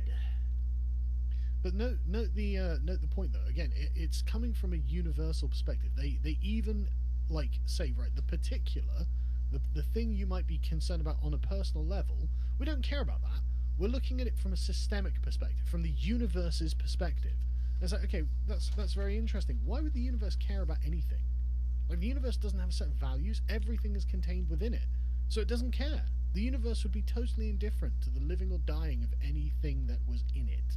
And if I just want to point out here that this is utter nonsense. At no point did GW ever make a statement about systemic anything or about the universe caring about shit and whatnot. Yeah, I mean, is this a virtue signal? No, it's not. It's GW engaging in basically what is a freedom of association statement to this fuckhead here. And these guys are going on and on and on about just nonsense that doesn't have anything to do with their statement. Sargon of Akkad is a fascist, by the way. I just want to make that very clear here. He is a fascist and a white supremacist. That's just... There's no ins and outs with regards to that. You just need to watch his videos and you need to see how stupid he is, by and large. And yeah, I'm not going to say anything more than that, because to say anything more about Sargon of Akkad is to give him any airtime on this channel, which I'm really not going to do. But when it comes to Arch, the fact that he has this particular shit on here, and the fact that he has like this the Discord that blew up the way in which he did, kind of says a lot, especially given the fact that he won't respond to the accusations of why were your mods on your Discord arch that had elements. Why were your mods on your Discord literally promoting the act of pedophilia and child porn, unironically? Like, why won't you respond to that? Because it doesn't look good. Because he has no response to it. So you're saying that no one takes it seriously, yet Arch seems to do so. I mean, let's look at one of his lore videos, one of his more recent ones, shall we? Let's see here.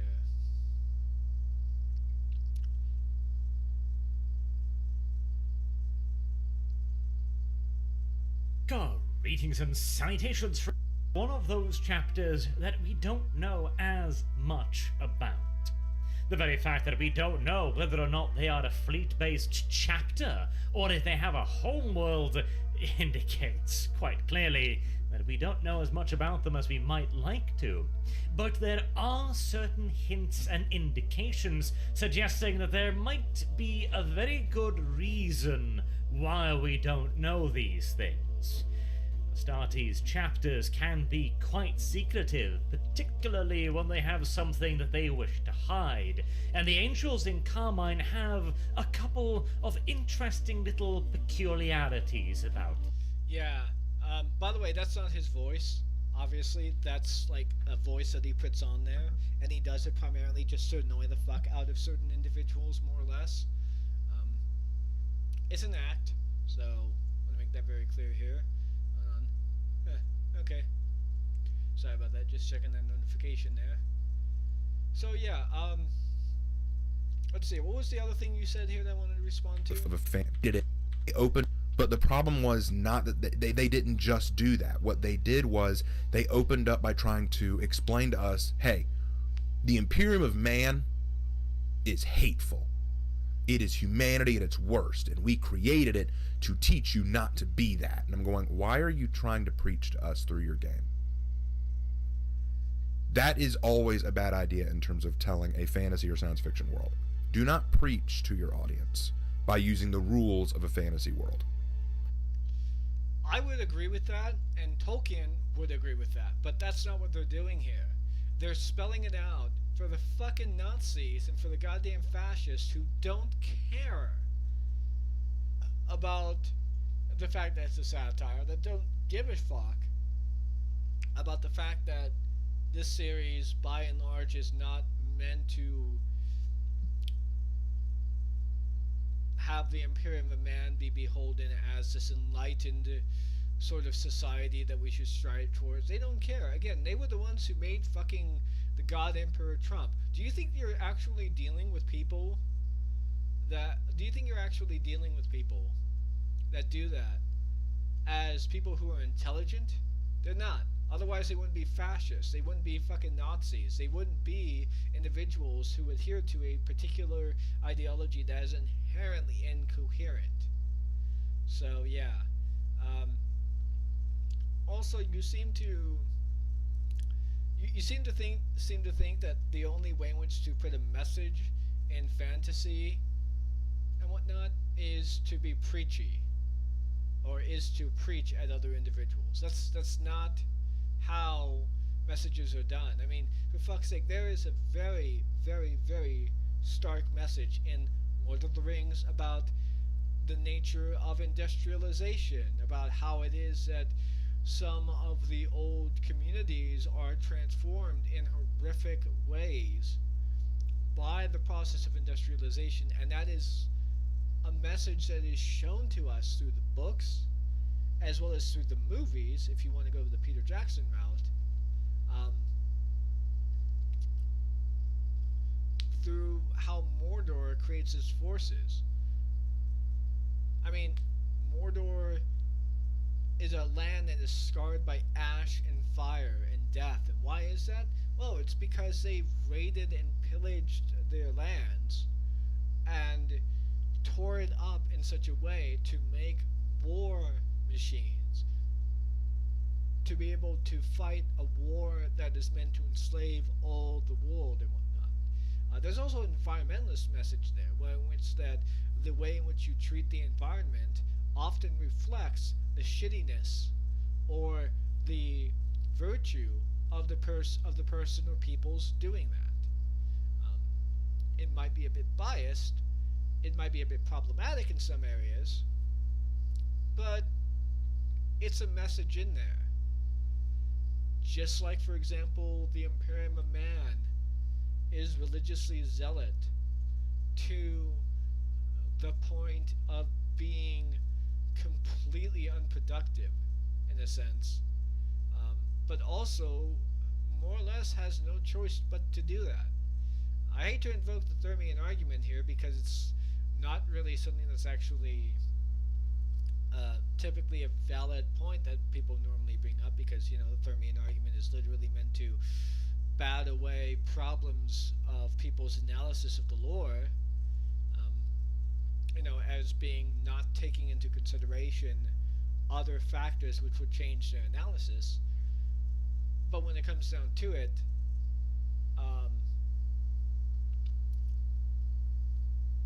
there are certain things under which the environment is put into there in order to deliver that message, that galaxy-spanning empires built upon genocide, xenophobia, and religious zealotry don't work.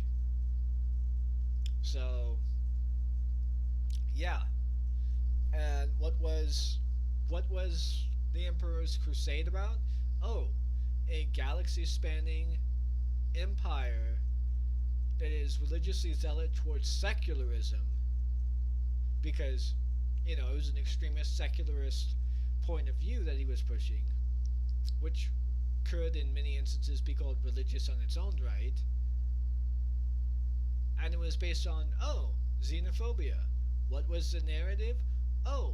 That the Eldar and the other alien species throughout the galaxy have squandered their potential of creating a civilization that benefits for all, thereby leaving the slate clean for humanity to be able to assert its will onto the galaxy and to be able to purge the Xenos responsible for plunging the galaxy into the state as it exists.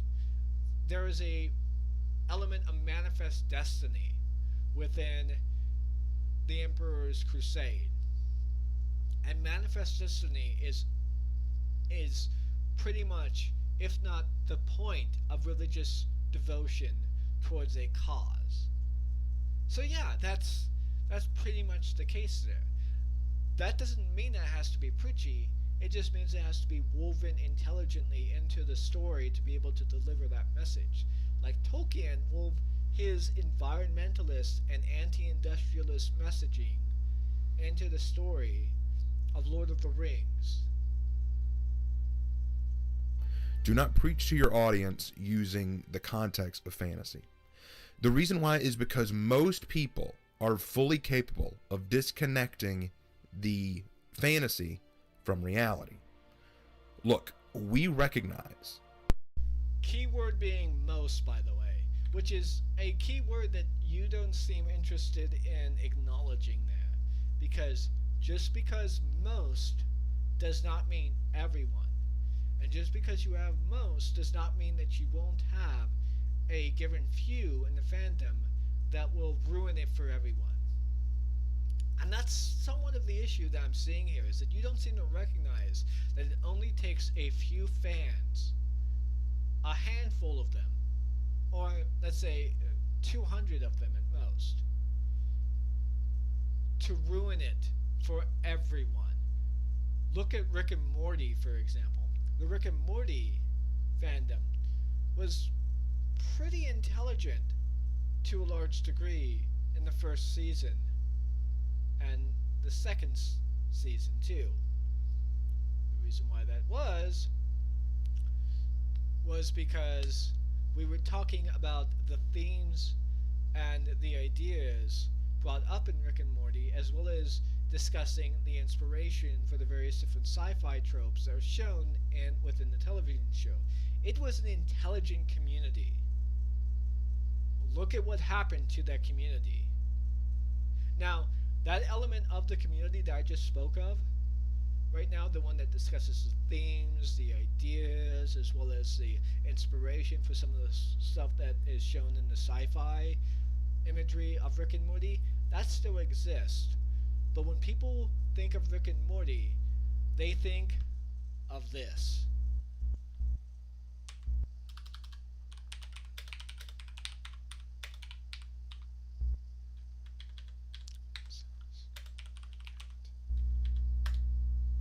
They think of this shit.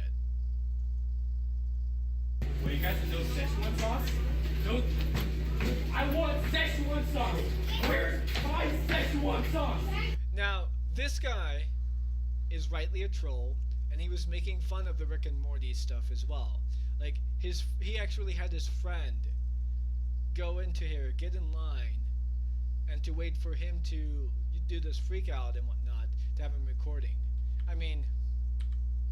Well, you got some no Szechuan sauce? No. Yeah, that's what he was doing.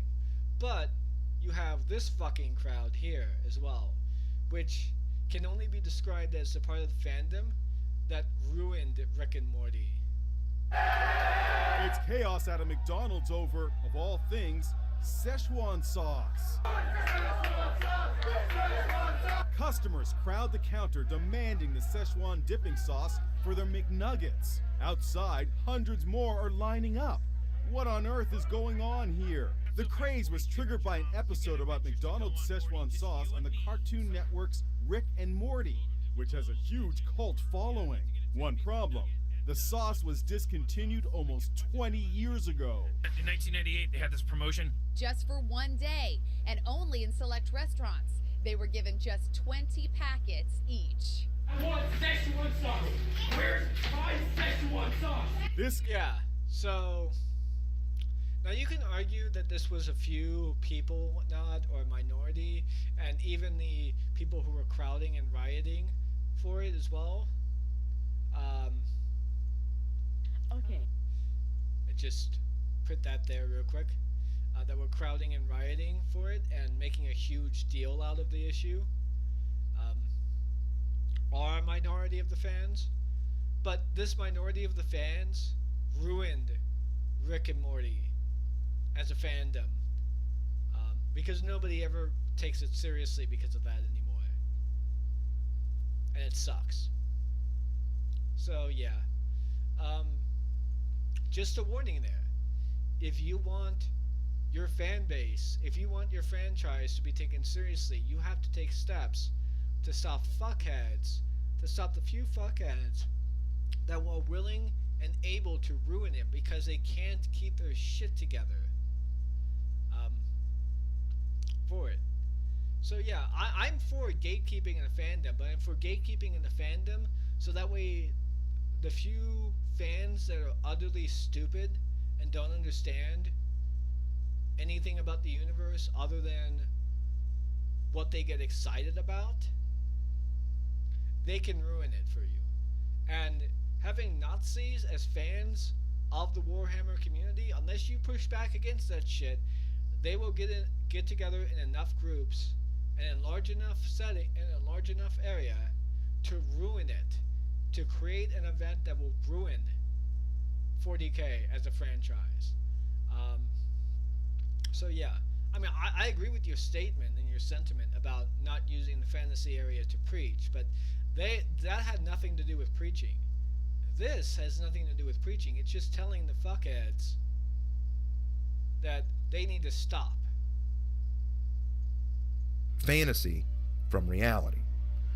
Look, we recognize that a lot of the things in Warhammer 40K are not good practices in the real world. The xenophobia, the hatefulness, the warmongering, the chaos cultist ideals, all that, we recognize that while it's fun and edgy and enjoyable in a game, in the real world, it's not a good idea. We recognize that. Clearly, this guy who showed up in his Nazi paraphernalia was trying to be edgy and trying to get a rise out of people. That was his whole motivation behind doing it. I guarantee it. So the best thing you can do is simply write it off as, hey, we don't agree with what this guy did. Let's move on. But that is not how you respond to this stuff. And secondly, how the fuck do you know that that's what he was doing? I mean, again, we have the God Emperor fucking Trump meme, which was unironically taken seriously by a lot of people. I mean, that meme may have begun as a means of making fun of Trump, sure. But it then morphed into unironically proposing Trump as the God Emperor. That he will make America great again. Which, how did that go again?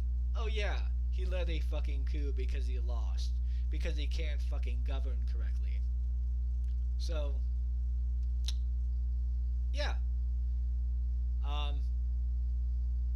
I'm sorry, but unless you know this person, unless you have an understanding of the situation, what was going on here, and unless you actually, I don't know, talked with this guy and interviewed him or found out about him, then you have no basis for making this sentiment in this statement. Alright?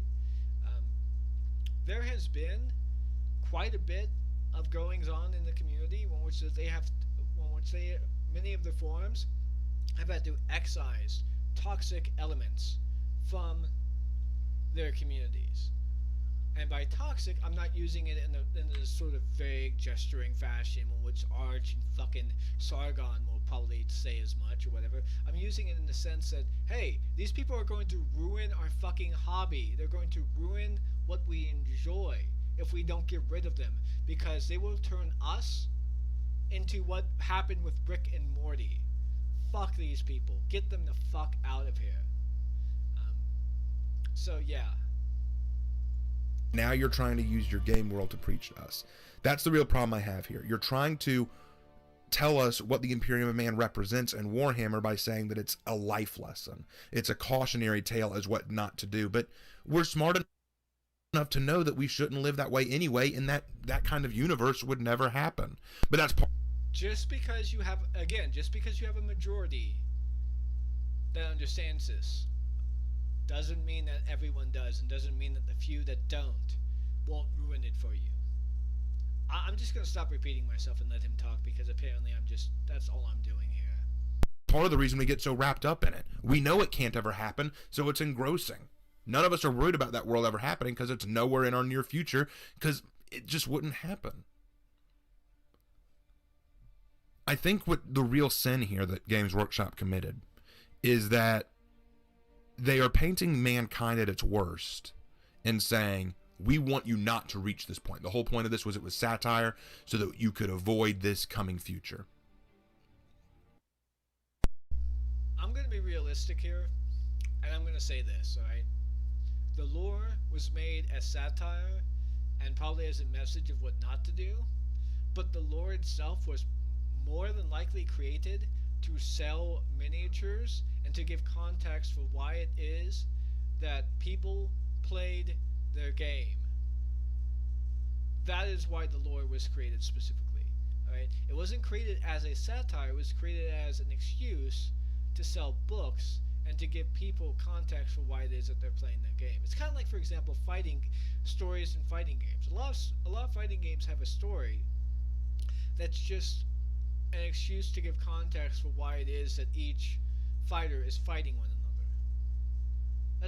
I want to be realistic about that, but none of this has anything to do with what you're saying here. You're interpreting that into their words, which is not what they're doing here. They're not saying that's like a life lesson, or that they're saying this is not what you're supposed to do, quote unquote, in this particular message whatsoever. They're just saying, hey, fuckhead Nazis, don't take this seriously unironically, because that's not how it's supposed to be taken. If you want to take the lore unironically, go ahead, but don't take it in a way in which it's meant to be looked up upon. So, yeah. No, I don't think that's what the Imperium of Man represents. You say that the Imperium of Man represents mankind at its worst, at its most hateful, at its most destructive. That's what you say it is. But just as we see man at its worst, we see it at its best. So let's settle this. What do we see in the Imperium of Man? What is mankind? What is the real message? You say that the Imperium of Man is about what happens when xenophobia and power hunger goes too far, but that's not what I see. Here's what I see. Oh god, is he unironically gonna simp for the Imperium of Man extremely fucking hard? I mean, sure, like I said, that there are elements worth looking into that are probably worth taking to heart as inspiration from the Imperium of Man. Again, the Salamanders, Lamenters, maybe even the Blood Ravens, because the Blood Ravens are pretty okay as far as the chapter goes. I mean, there's not too much bullshit that they've done that has condemned millions. In fact, what was it in Dawn of War 3? You can tell I don't like that game very much. Gabriel Angelos disobeys an order from an Inquisitor to hold his forces back, as an entire house, an Imperial Guard, what was it? Not a regiment of Imperial Guard, a series of Imperial Guard fortress, I guess you could say, is being besieged by orcs, and he just says, they're gonna fall. I'm gonna go help them. Fuck you. And he does. And he does so without losing too many of his forces. At least depending on how you play the game, of course. But that's inspiring. That's worth looking up to in a sense. And I can agree with that. But are you gonna do that, or are you gonna simp for the Imperium of Man? Which one are you gonna do? I hope you're gonna do what I just said rather than simp. What does a man do when he's surrounded on all sides by enemies? What does he do when the forces of evil and chaos seek his flesh and very soul? What does a man do when he stands alone against the monsters and enemies both close to him and far away? What does he do when his leaders have abandoned him, or worse, are too wrapped up in inner squabbles and infighting to know how to protect him? What can he do when the God he once thought would lead him to salvation is now a corpse on a throne, barely alive and seemingly so far away? What does a man do when his resources are few, his weapons are limited, and his life is just a single cog in a great machine that's only purpose is to extend the life of his floundering race for a few more hours or even moments? What does he do when the grim darkness of the far-off future promises nothing but endless war, bloodshed, and death? Does he despair? Some might. Does he break and give in? It's possible. Does he flee to the darkness and pray it will take him and accept him instead of destroy him? Or does he simply lay down and die like a dog? For some, that would be easy. But no. No. A man clings to his faith. Faith that his God is not dead, but still there. That his God lives and cares and protects. That there's still a place in this fracking galaxy for the likes of him. In spite of the dangers before him and the threats behind him, he takes up arms and stands against the coming storms. Even as the planet breaks beneath his feet, and as the forces of the galaxy bare their fangs and snarl at his very existence, he snarls back, screaming with the will of a race born to thrive. With the passion of a people that suffered and yet endured, with the legions of worthy warriors at his side, he charges the darkness and pledges himself to the protection of his brothers and sisters in arms, to the citizens of an imperium that will not even remember his name. Hungry and dejected, insulted and left alone, he will not bow to the enemy. He will not entertain the notion of capitulation, for even when his ammunition is gone, when his body is broken and his allies fallen, what does a man have? What can a man possibly have to stand against the darkness? He has his will. The will of man. The most unbreakable force in the galaxy that has filled every other race with both rage and fear. By all rights, humanity should have fallen long ago. They are not born with any physical characteristics or natural gifts that make them especially lethal or powerful compared to other races of the cosmos. But the one thing that man has, the one thing every man is endowed with, the one force that leads mankind to endure the grim dark of this galaxy is their will to survive, their will to fight, their will to endure, and their will to win. And it is... Okay, I'm gonna go ahead and stop you right there here, because while that might seem like an inspirational thing to look at with regards to 40K, and I agree, this is an inspirational sentiment and interpretation that is valid. It's also heavily simping for the fucking Imperium of Man and all of its atrocities. Let's take a look at what the actual text of 40K of what it says about the Imperium of Man specifically. This is the original version. This is the 9th edition here. Let's read the 9th edition since it's like, I don't know, a little less wordy. For more than 100 centuries, the Emperor has sat immobile on the golden throne of Earth. He is the master of mankind. By the might of his inexhaustible armies, 1,000,000 wolves stand against the dark. Yet he is a rotting carcass, the carrion lord of the Imperium, held in life by marvels from the dark age of technology, and 1,000 souls sacrificed each day so that his may continue to burn. To be a man in such times is to be one amongst untold billions. It is to live in the cruelest and most bloody regime imaginable. It is to suffer an eternity of carnage and slaughter. It is to have cries of anguish and sorrow drowned by the thirsting laughter of dark gods. This is a dark and terrible era where you will find little comfort or hope. Forget the power of technology and science. Forget the promise of progress and advancement. Forget any notion of common humanity or compassion. There is no peace amongst the stars, for in the grim darkness of the far future, there is only war. That comes straight from the 9th edition Codex, detailing the Imperium of Man. I'm not too sure which one of these it contains, probably all of them. But yeah, and you can obviously pause this and read the other version if you want to. I'm putting it up on screen for you guys to do that if you guys want to. But yeah, your speech, while a valid one, isn't in any way, shape, or form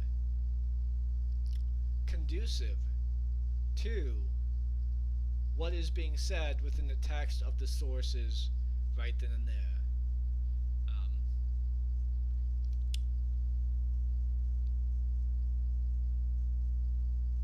So yeah, matter of fact, let's read. Nah, this video is already too long. It's already about like 2 hours, and it's probably gonna be more. So yeah, let's let him finish here, and I will go ahead and make my closing statements. It's the same will that preserves their faith. That same will that sets them apart from every other race in the galaxy. That same will that makes Warhammer 40K so beloved by so many fans all around the world. Yes, Warhammer can teach us lessons. It can have subtle meanings to it. It can even be considered satire in many ways. But to simply say the Imperium is just a cautionary tale of what not to do is to mock the very thing that made so many people love it in the first place. I once said before, I'm sorry, but what? Hasn't Bruver Alphabusa brought so many people to Warhammer with his series? I mean, to 40K with his series by mocking a lot of what the Imperium does? Well, let's hear that again. Maybe I misheard it. Cautionary tale of what not to do is to mock the very thing that made so many people love it in the first place. Yeah, I heard him right. That is very much what Bruver Alpha Busa does with Warhammer. Um, all he just did was add a proper comedic flavor towards it and portray it unironically within that fashion. And it shows us that, yes, the Imperial Man is a cautionary tale and something we should not be striving for. In fact, that's like the vast majority of the conversations that the Emperor and Kitten has between one another. I mean, what? Let's go ahead and give us a primary example here, shall we? Salamanders.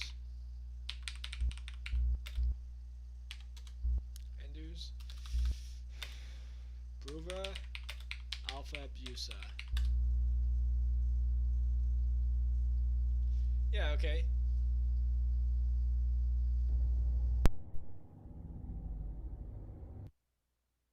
Let's get to the proper part here because I don't want to go through this entire video. No, they're talking about Magnus, okay.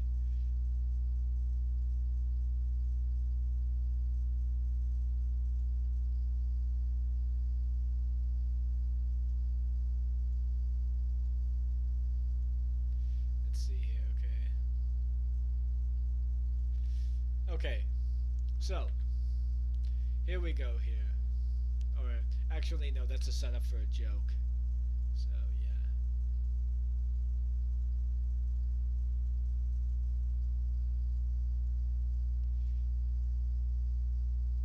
I'm gonna show you exactly what it is that I mean by the creepiness.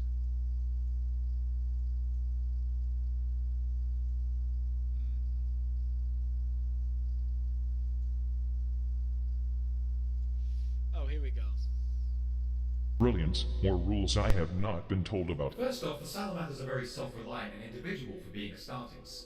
Each salamander is taught how to repair and improve his own war gear, effectively making them all blacksmiths. No pun intended. Thanks to this, the salamanders have a lot of mastercrafted weaponry and armor in comparison to other Astartes chapters. This is a useful trait when combined with their latent pyromania. Toastyy tilde. Speaking of which, just to establish their tactical prowess, several millennia ago, the Salamanders decided to fill an entire city with Promethean to destroy an Orc invasion. The good news is that it worked. The fire even eradicated all Orc spores, stopping any chance of the Horde The bad news is, well, they lit a city on fire. Well, that is okay. Also, in the case of super heavy vehicles, they primarily tend to use the Land Raider Redeemer, which is basically two gargantuan flamers in the shape of a tank. As great as that sound. Okay, not quite what I'm looking for here. Let's, here we go. This is what I'm talking about here with regards to creepy pyrotechnic, like, obsessions here. Back to Nocturne to be cremated.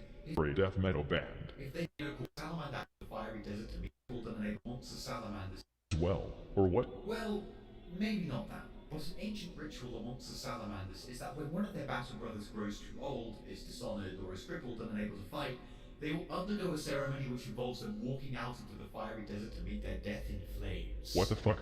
Another one of their customs is that when a salamander actually dies, their body will be cremated in ritualistic fashion in the flames of a giant volcano called Mount Deathfire. Is the Say Space Marine chapter, or a death metal band? If they do not manage to get the fallen Astartes back to Nocturne to be cremated, his battle brothers perform a local cremation ritual in which they light the deceased on fire and then all stick their arms into the flames. Now I am starting to feel uncomfortable. But when a captain of the Salamanders dies, a grand ceremony is initiated when they strap the dead captain to a giant slab of ceramite-coated marble. Two battle brothers dressed in simple robes then proceed to lower the slab and the captain into a pool of lava. The battle brothers chosen to do this would have their own hands scalded with the white-hot chains that suspended the slab as they lowered it down. They have to do it in perfect unison, as the chains are engraved with the Salamander's iconography, making the battle brothers' hands have permanent third-degree burns with the semblance of a hammer, an anvil, and a flame upon their palms. Now this is just becoming fetishistic. With the death of a captain, a new one has to ascend to the ranks, of course. In the ritual of ascension, they take the soon-to-be captain and strip him down to only his sash. He is then branded with a mark on his chest and shoulder as to signify his captainship. Then he is placed upon a platform in his undraped splendor and is subject to an extreme pillar-like inferno launched from below that surrounds him for a few seconds. The ritual is then concluded with the words, "Vulcan's fire burns in my breast. With it I shall smite the foes of the Emperor." They are taking that passage pretty damn literally, it seems. Seriously, is this troubling craving for flames a sign? Alright, you get the point here. There are similar, disturbing things going on here. But all of this is mocking and making fun of the very, shall we say, I don't know, fetishistic nature of some of these chapters. And by the way, there are similar comments like these throughout the entirety of everything else there. You can mock the 40k universe and have it be popular, and you can create notions and messages within it that are meant to mock it in the sense of not doing this stuff, and still have it be popular. Brother Alpha Busa is literally known for this. So I don't think you actually understand 40k as much as you claim you do. But hey, this just seems to be a very bad faith response. I'm just going to call it right now. It's very bad faith. Do I have to watch the next 3 minutes of this video? Oh, I'll just play it and not comment on it anymore, because this video is already long as it is. I once said before that we should respect and teach the author's intention when analyzing a piece of art or work. And if the original intention of Games Workshop was to make it a satire, then so be it. But I have a sneaky suspicion that wasn't entirely the case. I don't believe they intended it to just be satire at all. Certainly, I think you can interpret it that way, yes, but I don't believe it to be the case. I agree with you, but for different reasons I've already said and will go into, because I would just be repeating myself. I believe the Imperium of Man is a testament to not just mankind's greatest sin, but also mankind's greatest strength. Called it! Simping for the Imperium. Total fucking simping for the Imperium. Yeah. Raven Knight, I just want to point out here, this particular statement here was meant for you. This was clearly meant for you. This is why you're so fucking butthurt. Holy shit. Okay. I think I'm done, basically. I'm done making comments. I'm just gonna let it play. For every commissar that carelessly shoots his soldiers, there is a guard regiment fighting desperately to defend their homes. For every factory world that produces weapons for war, there is a temperate world that resembles our own. For every Space Marine chapter that falls to arrogance and looks down on lesser humanity, there are others that see the potential of humanity and have the capacity for great good. For every ecclesiarch that stirs up hatred in their flock, there are priors that care for the needs of their citizens. The Imperium teaches us the most valuable truth of humanity, that in our darkest and most broken moments, when all seems lost, when all feels hopeless, we have the will and the capacity to endure, to persevere, and to survive. We are bound. I wish you could see me right now, because I am rolling my eyes so fucking hard at the moment. Holy shit. They might go in the back of my eye sockets. I better be careful. By this one truth, the truth of our race. Humanity will endure. Humanity will survive, and we will walk in this light until the day our God returns to lead us to salvation once again. Amen. Well, that's great and all, but the reality of it is that we are, by and large, alone in this universe, as far as we're aware of. I mean, there might be aliens out there, and they might not want to fucking interact with us at all. But, for the most part, there is no God waiting for us. There is no thing that can save us. And we are killing our own planet through climate change, actively, to gain short-term profit. I mean, I won't get too political on this one, because there's no reason to, per se, but I'll just say this. There are literally oil corporations and fossil fuel companies that are attempting to water down the curriculum that teaches about climate change in order to sow doubt into its existence so that way they can keep pumping their shit. So, yeah, saying this is woefully naive in a sense, in reference to us in the real world, and saying it towards, like, the 40k universe is also woefully naive, because, you know, we have because they have the Tyranids to deal with, a monstrous threat that I don't think anyone wants to engage with. So yeah. I am Grimaldus of the Black Templars, a brother to the Steel Legions of this defiant world. Never again in life will your actions carry such consequence. Never again will you... Oh, look, it's... Okay, this is just going to be ring propaganda, I can just assume here. Because the Black Templars are quite literally the worst of the worst chapters. They are a representation of the most hated of them all. And by hated, I mean those that embody the central notion of hatred. So yeah, that's really all I have to say on this. There's not really much I have to say in terms of closing arguments. Raven Knight, you are obtuse as fuck. I hope you do response videos and all this stuff, or at the very least we can actually have like some kind of conversation here. Probably on your channel, since you obviously have more subscribers than me. But holy hell, you clearly do not understand the Imperium of Man at all. You don't understand 40k all that much. You don't understand what the fuck satire is. And you clearly don't understand how the fuck you can put messaging in fantasy without having it be preachy. And you clearly only view things in terms of fantasy as being entertainment or preachy.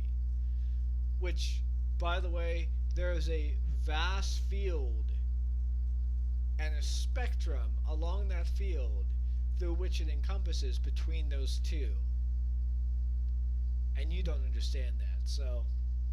Yeah, holy shit, it's almost 2 hours and 30 minutes. I did not expect it to go on for this long, so... nobody showed up in the chat there. That's unfortunate, probably because I didn't properly do the tags, and also I was late.